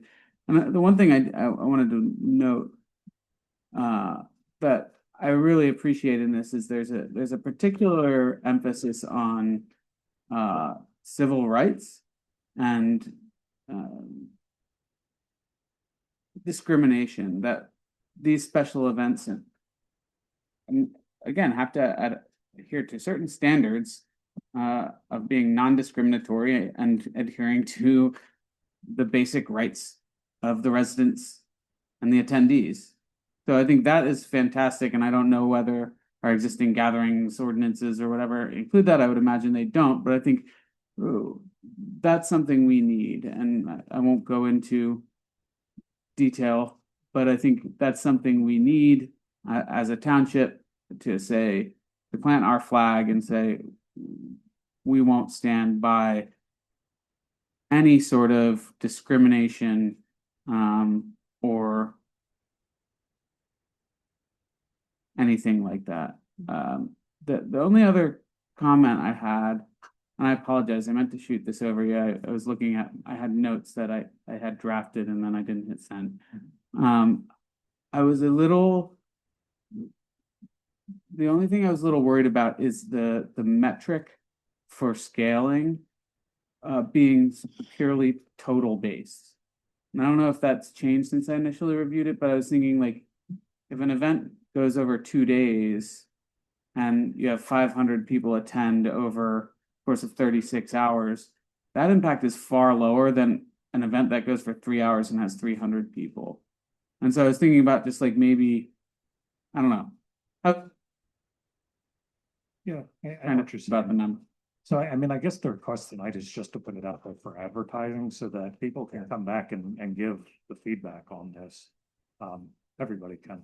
Yeah, I just wanted to kind of chime in. I think my organization, my department probably is impacted the greatest on these events because 99% of the events never get to any, any level outside of the PD. And I'm talking about the smaller events that cause us a lot of problems and issues. And it causes the township a lot of money because I'm calling in officers on overtime. The simplest of events, which you guys probably are impacted on a lot, is that motorsport organization down there on Lancaster Pike. When they decide to have coffee and cars, which sounds innocent and not a big deal, but you're gathering 300 people and they're trying to slam them all into a parking area on Lancaster Pike. And you have the residents on Hilgert that hear the noise, hear the music, and see the bikes and all the other motorsport people come. That never really gets to anywhere outside the PD. It just gets to me, hey, can you handle this? And it causes, like I said, it causes a lot of money because if we don't bring in officers, then there's chaos. So I welcome something like this. I think yes, we did have something in the books in the process, in place. However, I think this formalizes it, this updates it, and this now will start fresh with this is the process, this is what needs to be followed. From small to large. And again, frankly, the smaller events, scale events, cause us the most concern and issues because the larger scale events go through the proper channels and the commissioner liaisons, especially when the rest of the board are usually familiar with what's going on. But I think that as far as advertising goes, not only just pushing this out, the PD can be a great resource for that because we do get a lot of the repeat individuals or businesses that will have these events. And we can tell them when they do reach out to us, like, hey, because it benefits them to have us there as well. So they always contact us. But this will give us some leverage, if you will, if you want to call it that, to say, yeah, you can do this, but there's regulations that are in place. There's a process that needs to happen. Here's the flow chart. This is what you need to get organized. And then we'll determine what resources the PD can provide you and how that approval process goes. Thanks a lot for that. And you did remind me of another point. There is cost recovery language in this as well, which was not in the existing ordinance. So to Chief's point, if we have to deploy 4 or 5 different officers, current day we're eating all that cost. We can pass that cost along under this ordinance. And that's at the discretion of the township, I would, Absolutely. of course. Yeah, but it's there and it'll be part of the review process. Yeah, in fact, there's not. Be happy to advertise. I don't think we're ready to advertise it, are we? Well, Advertise it for enactment? I was under the impression there's still work that needs to be done on it before we can put it out for advertisement saying this is what we're going to enact. well, when you say work, you mean what? Just give it to the, all the departments? If we're gonna revise it and put it in final form, when you advertise it for enactment as the ordinance that's up for enactment, that's when you're ready to advertise it, when it's in final form. So if there still needs to be comments from the police department, fire department. If you have comments, or if we want to take any comments that were made by the public into consideration and revising it, we would need to do that before we advertise it, because the advertising of the ordinance, it must be in final form. Gotcha. Yep. So I'll still push it out to via post and to you, Ruth, and anybody else that wants it candidly. But then that way we can get that feedback up front to Kelsey's point. I think that was the intention, so thank you for the clarification. Fucking Omega. That's unfair. I think this will be good. So we're already down to If you we got a Ken Grill pool update. did that, but clock's ticking. Yeah. So it gave me one before this. This last one says it's going to be forced to shut down. And it only gave me an option postponing it for 15 minutes.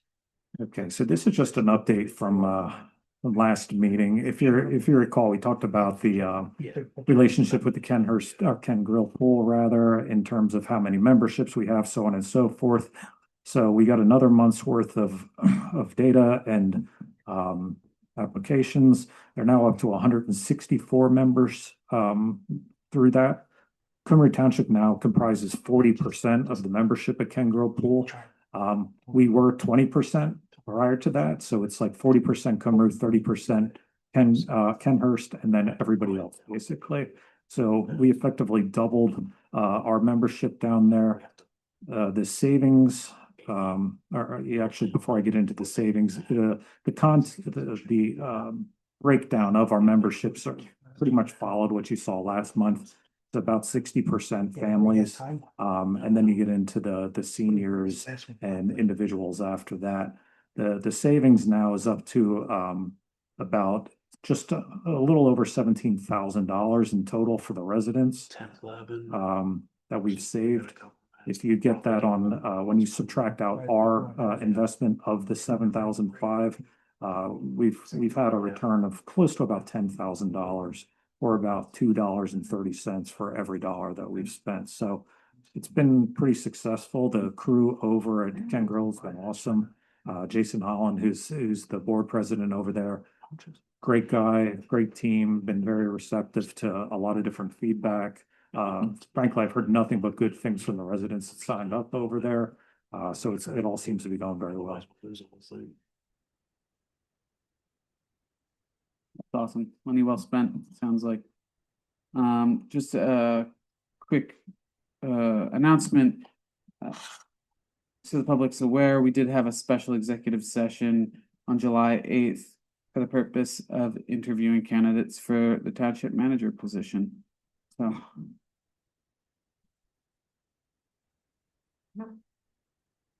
process is ongoing. Nothing is done yet, but we will keep you abreast. Before we break for executive session, public reminders, we have a zoning hearing board meeting 28th at 6 p.m. Board of Commissioners meeting in August will be on the 18th at 7 p.m. Planning Commission meeting will be on August 3rd at 6 p.m. And then the tax collector report and our codes department report are on the website. With that, we're gonna take a break for the executive session.